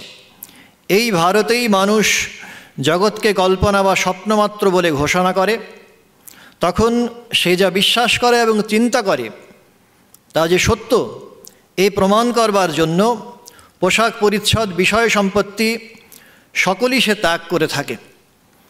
আর বলছেন এতেই ভারতবর্ষের বীরত্ব, ভারতবাসীর বীরত্ব। তো দু ধরনের সাহসিকতার দৃষ্টান্ত স্বামীজি স্থাপন করছেন। একটি বাইরের দিক থেকে যখন আমাদের অপোজিশন আসে, প্রতিবন্ধকতা আসে, প্রকৃতিকে জয় করার জন্য যখন আমরা সচেষ্ট হই, আরেকটি হচ্ছে অন্তঃপ্রকৃতি। তো এই দিকটি শ্রীরামকৃষ্ণ চরিত্রের অন্তঃপ্রকৃতি জয় করার যে নিরন্তর সাধনা, এইটা পূজ্যপাদ শারদানন্দজি মহারাজ লীলা প্রসঙ্গে পাতায় পাতায় বিবৃত করেছেন অনুপম কৌশলে। লিখছেন, কামারপুকুরের দিনগুলোর বর্ণনা করে, অসীম সাহস বালক গদাধরের। বড়রা যেখানে ভূত প্রেতাদির ভয়ে জড়সড় হয়ে যায়, বালক সেখানে অকুত ভয়ে গমন করে। তারপর দৃষ্টান্ত দিচ্ছেন পিসি রামশীলা, তিনি ভাবাবিষ্ট হয়ে পড়ছেন, সময়ে সময়ে শীতলা দেবীর আবেশ হচ্ছে এবং সবাই তখন তার থেকে দূরত্ব, সতর্ক দূরত্ব নিয়ম রক্ষা করে চলছেন। কামারপুকুরে ভাইয়ের কাছে অবস্থানকালেও এমনিভাবে একদিন ভাবান্তর হয়েছে। গদাধর কিন্তু এতে কিছুমাত্র ভীত হচ্ছেন না। তিনি পিসির কাছে যাচ্ছেন, গিয়ে তন্ন তন্ন করে বিশ্লেষণ করছেন পিসির এই ভাবান্তরের কারণটা কি, এবং তারপরে তার সিদ্ধান্ত হচ্ছে পিসিমার ঘাড়ে যে আছে সে যদি আমার ঘাড়ে চাপে তো বেশ হয়।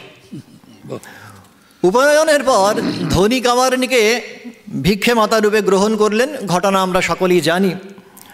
কিন্তু আমাদের অবাক করে, সমকালীন সমাজের রক্তচক্ষুকে উপেক্ষা করে একজন নাবালক, তার কত বয়স তখন, সে এতখানি সাহস অর্জন করতে পারে শুধুমাত্র প্রবল সত্যানুসন্ধিৎসার বলে বলিয়ান হয়ে, সত্য রক্ষার যে প্রতিজ্ঞা, সেই প্রতিজ্ঞার বলে বলিয়ান হয়ে।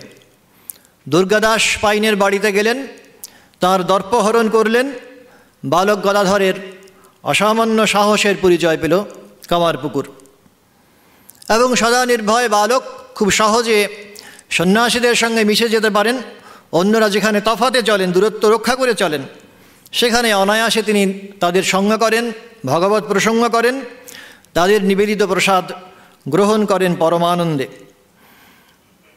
তারপরে কামারপুকুর পর্ব যখন শেষ হচ্ছে, কলকাতায় যখন প্রবেশ করছেন গদাধর, সেইটিও অদ্ভুত রূপকথার মতো সে কাহিনী, আখ্যায়িকা। দাদা রামকুমার ঝামাপুকুরের টোলে এলে নির্ভয়ে তিনি বলতে পারছেন, চাল গলা বাঁধা বিদ্যা আমি চাই না, আমি শিখতে চাই সেই বিদ্যা যাতে জ্ঞানের উদয় হয়ে মানুষ বাস্তবিক কৃতার্থ হয়। এক শাস্ত্রবেত্তা, তার চেয়ে বয়সে অনেক বড় রামকুমার, তার সামনে অনুজ এইভাবে নির্ভয়ে তার অন্তর্জীবনে অনুভূত সত্য সেটা উপস্থাপন করতে পারেনি, ভাবলে আমাদের গায়ে শিহরণ জাগে। দক্ষিণেশ্বর জীবন যখন শুরু হচ্ছে, সেটিও যেন অতুলনীয় সাধনের এক অমর মহাকাব্য। শারদানন্দজি লীলা প্রসঙ্গে ঠাকুরের মানুষ ভাব নিবন্ধে লিখছেন, যে সাহসে দণ্ডায়মান হইয়া শ্রীরামকৃষ্ণদেব পৃথিবী ও স্বর্গের ভোগসুখ এবং নিজের শরীর ও মন পর্যন্ত জগতের অপরিচিত, অজ্ঞাত, অনুপলব্ধ ইন্দ্রিয়াতীত পদার্থের জন্য ত্যাগ করিয়াছিলেন, সেই সাহসের কিঞ্চিত ছায়ামাত্র আমরা কি অনুভবে সমর্থ? শ্রীরামকৃষ্ণের ব্যাকুলতা, ভক্তি নিশ্চয়ই আমাদের আকৃষ্ট করে, কিন্তু তার অন্তর্দেশে কি বিপুল দ্বন্দ্ব, ঝড় বয়ে গিয়েছিল। সেইটি লিপিবদ্ধ করছেন শরৎ মহারাজ। দ্বাদশ বর্ষব্যাপী প্রবল মানস ঝটিকা বহিতে লাগিল। অন্তঃপ্রকৃতির সে ভীষণ সংগ্রামে অবিশ্বাস, সন্দেহ প্রভৃতির তুমুল তরঙ্গ ঘাতে শ্রীরামকৃষ্ণের জীবন্তরীর অস্তিত্ব তখন সন্দেহের বিষয় হইয়া উঠিল। কিন্তু সে বীর হৃদয়, ওই যে ভক্ত্যা জ্ঞানমৃত বরবাবু, অন্তরে তার সেই সাহস রয়েছে, তুলনাহীন সাহস।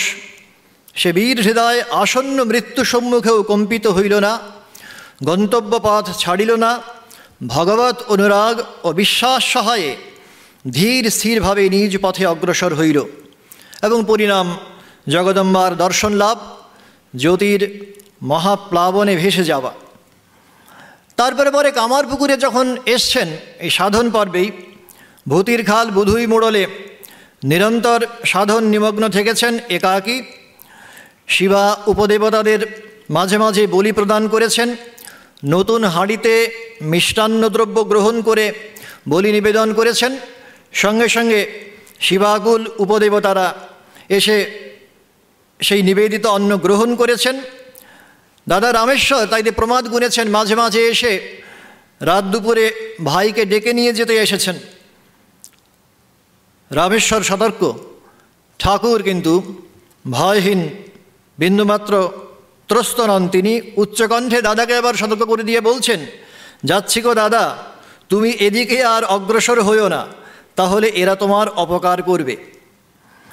ভৈরবী ব্রাহ্মণীর আগমনে সাধন জীবনের পরবর্তী পর্বের সূত্রপাত হচ্ছে তন্ত্র সাধনায় পূর্ণতম সিদ্ধি প্রদানের জন্যে ভৈরবী ব্রাহ্মণী পূর্ণ যৌবনা সুন্দরী রমণীকে ডেকে এনে পুজোর আয়োজন করেছেন, দেবীর আসনে বসিয়েছেন। তারপরে ঠাকুরকে বলছেন, বাবা এতে দেবী বুদ্ধিতে পূজা করো। পূজা শেষ হলে বলছেন, বাবা সাক্ষাৎ জগজ্জননী জেনে এর কোলে বসে তন্ময় চিত্তে জপ করো। এখানে শ্রীরামকৃষ্ণের আরেকটি সাহসিকতার দৃষ্টান্ত। প্রথমত তিনি আতঙ্কে কেঁদে মাকে বলছেন, মা তোর শরণাগতকে একই আদেশ করছিস, দুর্বল সন্তানের এমন দুঃসাহসের সামর্থ্য কোথায়? এবং লীলা প্রসঙ্গকার তাঁর দিক থেকে যেমন যেমন ঘটনাগুলি তাঁর কাছে শ্রীরামকৃষ্ণ যেমনভাবে পরিবেশন করেছেন তেমনটি তিনি লিপিবদ্ধ করেছেন। আমাদের পরম সৌভাগ্যের কথা। সাধকের জীবনে কত ধরনের অন্তরায় আসতে পারে, কি গভীর সংগ্রামে তাকে লিপ্ত হতে পারে, সেই চিত্র আমাদের কাছে অবিকল উপস্থাপিত হচ্ছে। শ্রীরামকৃষ্ণ বলছেন, এ কথা বলা মাত্র মায়ের কাছে জগদম্বার বালক যখন আকুল প্রার্থনা জানাচ্ছেন, বলা মাত্র হৃদয় দিব্য বলে পূর্ণ হয়েছে। ঠাকুর ভাবাবিষ্ট হয়ে রমণীর কোলে উপবেশন করেছেন, সমাধিস্থ হয়ে পড়েছেন। ক্রিয়া শেষ হয়েছে। ভৈরবী ব্রাহ্মণী বলেছেন, অন্যে কষ্টে ধৈর্য ধারণ করে ওই অবস্থায় কিছুকাল জপ মাত্র করেই ক্ষান্ত হয়, তুমি এককালে শরীরবোধ হারিয়ে সমাধিস্থ হয়েছ। সাধনার এই উত্তর পর্বে স্বাভাবিক পরিণতি হয়েছে গুরুভাবের সহজ বিকাশে। সেখানে অদ্বৈত তত্ত্ব সমাহিত চিত্ত শ্রীরামকৃষ্ণ আক্ষরিক অর্থেই জেনেছেন অভয়ম বৈ ব্রহ্ম। তাই সকলের সঙ্গে ব্যবহারেই সেই নির্ভীক চরিত্রের উদ্ভাস। জমিদার জয়নারায়ণ বন্দ্যোপাধ্যায় প্রশ্ন করেছেন, মহাশয় ওখানকার মানে দক্ষিণেশ্বরের গোবিন্দজি কি ভাঙা? স্পষ্ট উত্তর সঙ্গে সঙ্গে, তোমার কি বুদ্ধি গো? অখণ্ড মণ্ডলাকার যিনি, তিনি কি কখনো ভাঙা হন? রানী রাসমণি কীভাবে শ্রীরামকৃষ্ণের দ্বারা দণ্ডপ্রাপ্ত হয়েছিলেন, পরে অনুতপ্ত হয়েছিলেন এবং ঠাকুরের প্রতি তাঁর ভক্তি বৃদ্ধি পেয়েছিল ওই বিশেষ ঘটনায়, সে সকলেই আমরা অবগত রয়েছি। যদু মল্লিকের বাগানে দেখা হয়েছে যতীন্দ্রমোহন ঠাকুরের সঙ্গে। সমকালীন কলকাতার বিশেষ বরেণ্য ব্যক্তি, সনাতন হিন্দু ধর্মের সমুত্থানের নেপথ্যে যারা কাজ করছেন তাদের মধ্যে যতীন্দ্র অগ্রগণ্য। তাকে প্রশ্ন করছেন ঠাকুর, মানুষ জীবনের কর্তব্য কি? ঈশ্বর লাভ কিনা? ঈশ্বর চিন্তা করাই আমাদের কর্তব্য কিনা? যতীন্দ্র বললে, আমরা সংসারী লোক, আমাদের কি আর মুক্তি আছে? রাজা যুধিষ্ঠিরই নরক দর্শন করেছিলেন। সঙ্গে সঙ্গে স্পষ্ট বাক শ্রীরামকৃষ্ণ ভর্ৎসনা করে বলছেন, তুমি কীরকম লোকগা? যুধিষ্ঠিরের কেবল নরক দর্শনই মনে করে রেখেছ? যুধিষ্ঠিরের সত্য কথা, ক্ষমা, ধৈর্য, বিবেক, বৈরাগ্য, ঈশ্বরে ভক্তি এইসব কিছু মনে হয় না? এবং একই কাণ্ড ঘটেছে সৌরীন্দ্রমোহন ঠাকুরের সঙ্গেও, যাকে মহারাজার খেতাব প্রদান করেছিলেন ব্রিটিশ সরকার। তাকে গিয়ে বলছেন, তোমাকে রাজা রাজা বলতে পারবো না, কেননা বললে সেটা মিথ্যে কথা বলা হবে। ব্রাহ্মভক্ত বৃদ্ধ মণিমল্লিক, তিনি পুত্রশোকে জর্জরিত হয়েছেন, ঠাকুরের কাছে এসছেন। ঠাকুর সেই শোক থেকে পরিত্রাণের উপায় বলে দেবেন এই আশ্বাসে। ঠাকুর তত্ত্বকথা কিছু আলোচনা করলেন না। এই জীবন নশ্বর, তারপর আজ হোক কাল হোক সবাইকে যেতেই হবে, যেভাবে আমরা মন ভোলানো কথা বলার চেষ্টা করি। লীলা প্রসঙ্গকার বলছেন, সেই প্রসঙ্গেই গেলেন না, গান ধরলেন, জীব সাজ সমরে। তারপর অক্ষয়ের মৃত্যুর প্রসঙ্গ উত্থাপন করে মণিমোহনকে আশ্বস্ত করে বললেন, যারা তাকে ধরে থাকে তারা এই বিষম শোকেও একেবারে তলিয়ে যায় না, একটু নাড়াচাড়া খেয়েই সামলে যায়। যুবা অনুরাগী কামজর্জরিত হয়ে শ্রীরামকৃষ্ণের কাছে তার নিজের সমস্যা অকপটে উপস্থাপন করেছিলেন। শ্রীরামকৃষ্ণ আশ্বস্ত করে বললেন, এটিও কতটুকু এই সারল্যের প্রসঙ্গ হচ্ছিল। অকপটে সরলভাবে নিজের অন্তর্জীবনের সমস্ত সংগ্রাম তিনি ব্যক্ত করতে পারছেন। ওরে, ভগবৎ দর্শন না হলে কাম একেবারে যায় না। তা হলেও শরীর যতদিন থাকে ততদিন একটু আধটু থাকে, তবে মাথা তুলতে পারে না। তুই কি মনে করিস আমারই একেবারে গেছে? তারপর বলছেন, একবার কাম জয় করেছি বলে তার মধ্যে ভাবনা এসেছিল এবং কামের প্রবল তোড়ে ভেসে গিয়েছিলেন। তারপর ধুলোয় মুখ ঘষে কাঁদি আর মাকে বলি, মা বড় অন্যায় করেছি, আর কখনো ভাববো না যে কাম জয় করেছি। তবে সেখান থেকে তিনি পরিত্রাণ পান। এই কাম কাঞ্চন জয়ের যে ঘটনামালা আমাদের কাছে আক্ষরিক অর্থেই এক রীতিমতো রূপকথার গল্পের মতোই মনে হয়। মধুর ঠাকুরকে বাড়ির দেবোত্তর সম্পত্তি সমস্ত কিছু ঠাকুরের নামে লেখাপড়া করে দেবেন প্রস্তাব করেছেন।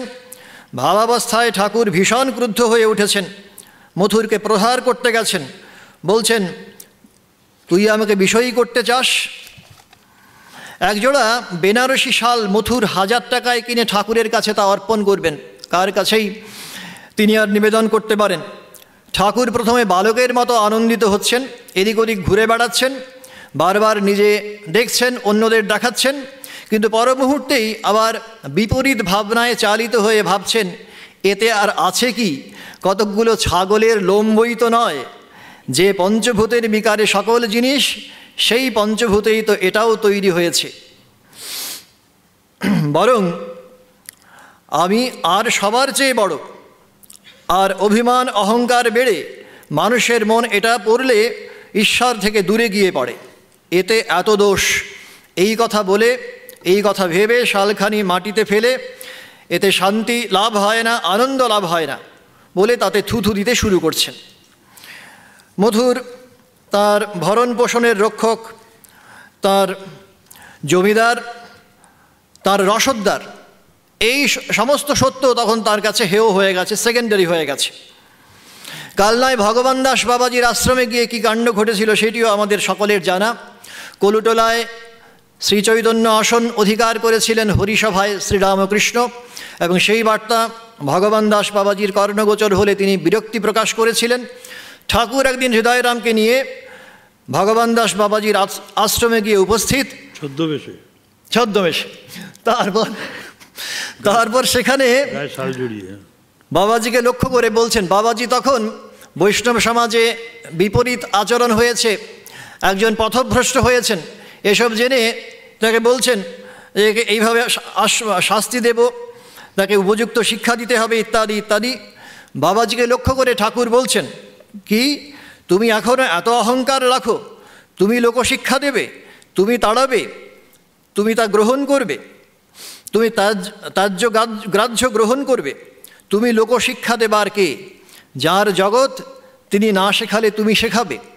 এইভাবে এই এত সরল সহজ ভক্তিমান পুরুষটি তিনি এতখানি সাহস, এতখানি প্রত্যয় নিয়ে তৎকালীন সমাজের যারা অগ্রগণ্য বরেণ্য পুরুষ সকলের সামনে তিনি নিজের বক্তব্য অকপটে উপস্থাপন করতে পারেন। তান্ত্রিক গৌরী পণ্ডিতের সামনে ঠাকুরের এই ভয়াল মূর্তি প্রস্ফুটিত হয়েছিল। গৌরী পণ্ডিত যেখানেই যাবেন সেখানেই হারে রে রে রে এই মন্ত্র উচ্চারণ করে তবে সেখানে প্রবেশ করতেন।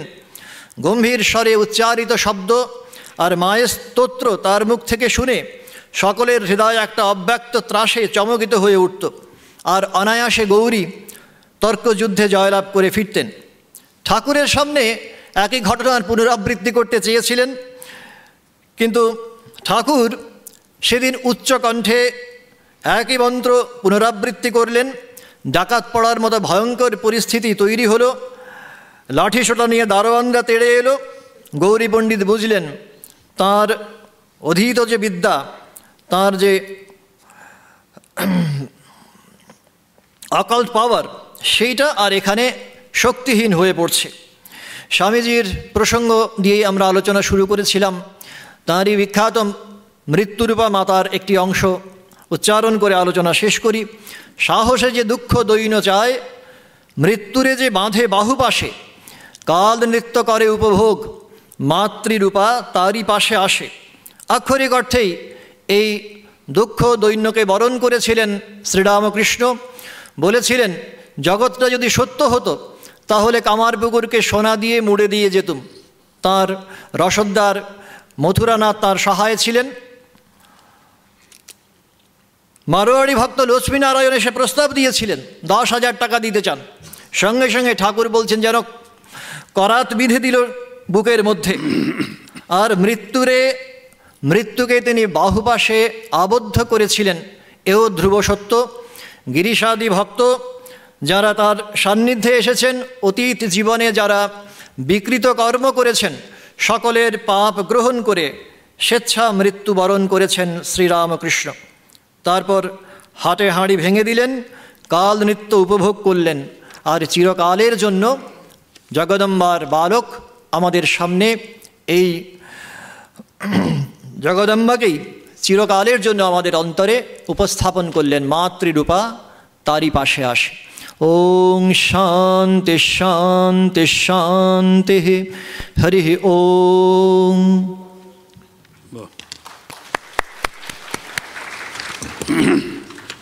বলিষ্ঠ কণ্ঠ, বলিষ্ঠ ভাষা। আমরা একচিত্তানন্দজি প্রিন্সিপাল রামকৃষ্ণ মিশন মহাবিদ্যালয়, তাকেও আমরা শ্রদ্ধা শুভেচ্ছা জানাই। আর একটা মাত্র ভাবনা, এটি তার আলোচনার কেন্দ্রে ছিল, সাহসিকতা, সাহস দরকার। আমরা যাই করি না কেন এই সাহস আমাদের ভেতরে সঞ্চারিত হোক, আমরা চাইব। আমাদের প্রয়োজন তাকে খুব বেশি, আমাদের ধর্মজীবনে, আমাদের কর্মজীবনে।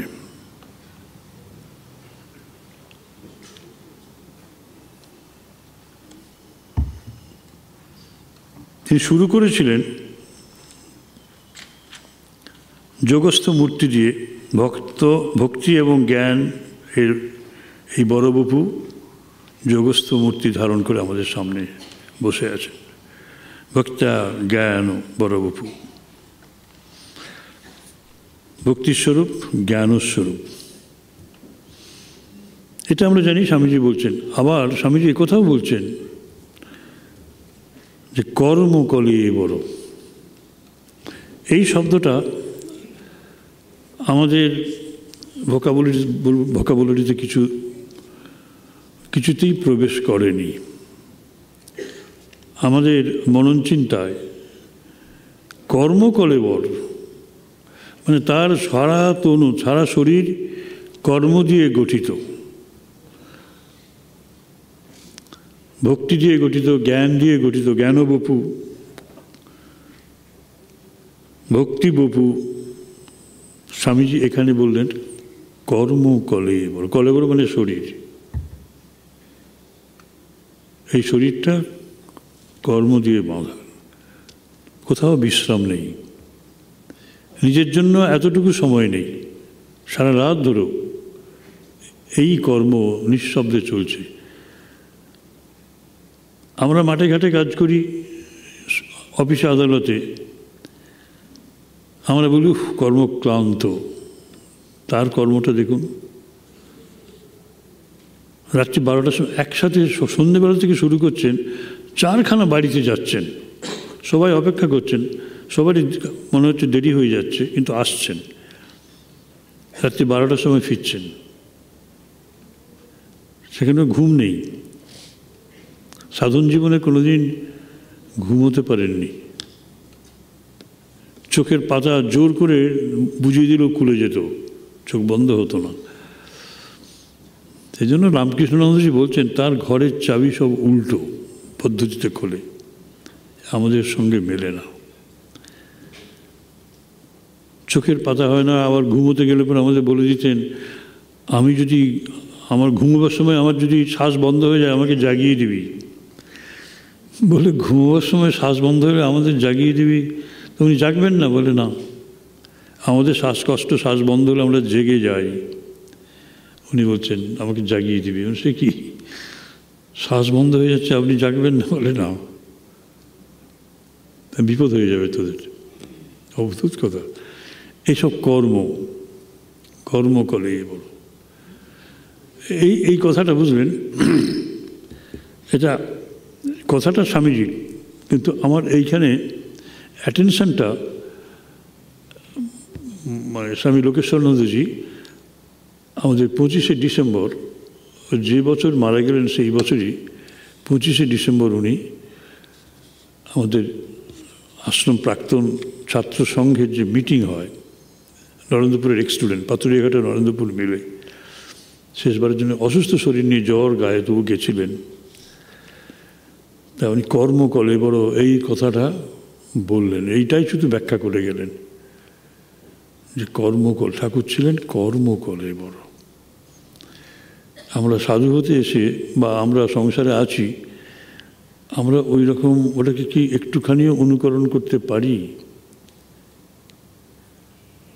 যে কর্মটা করি সেটা কতটা শুদ্ধতা আসে?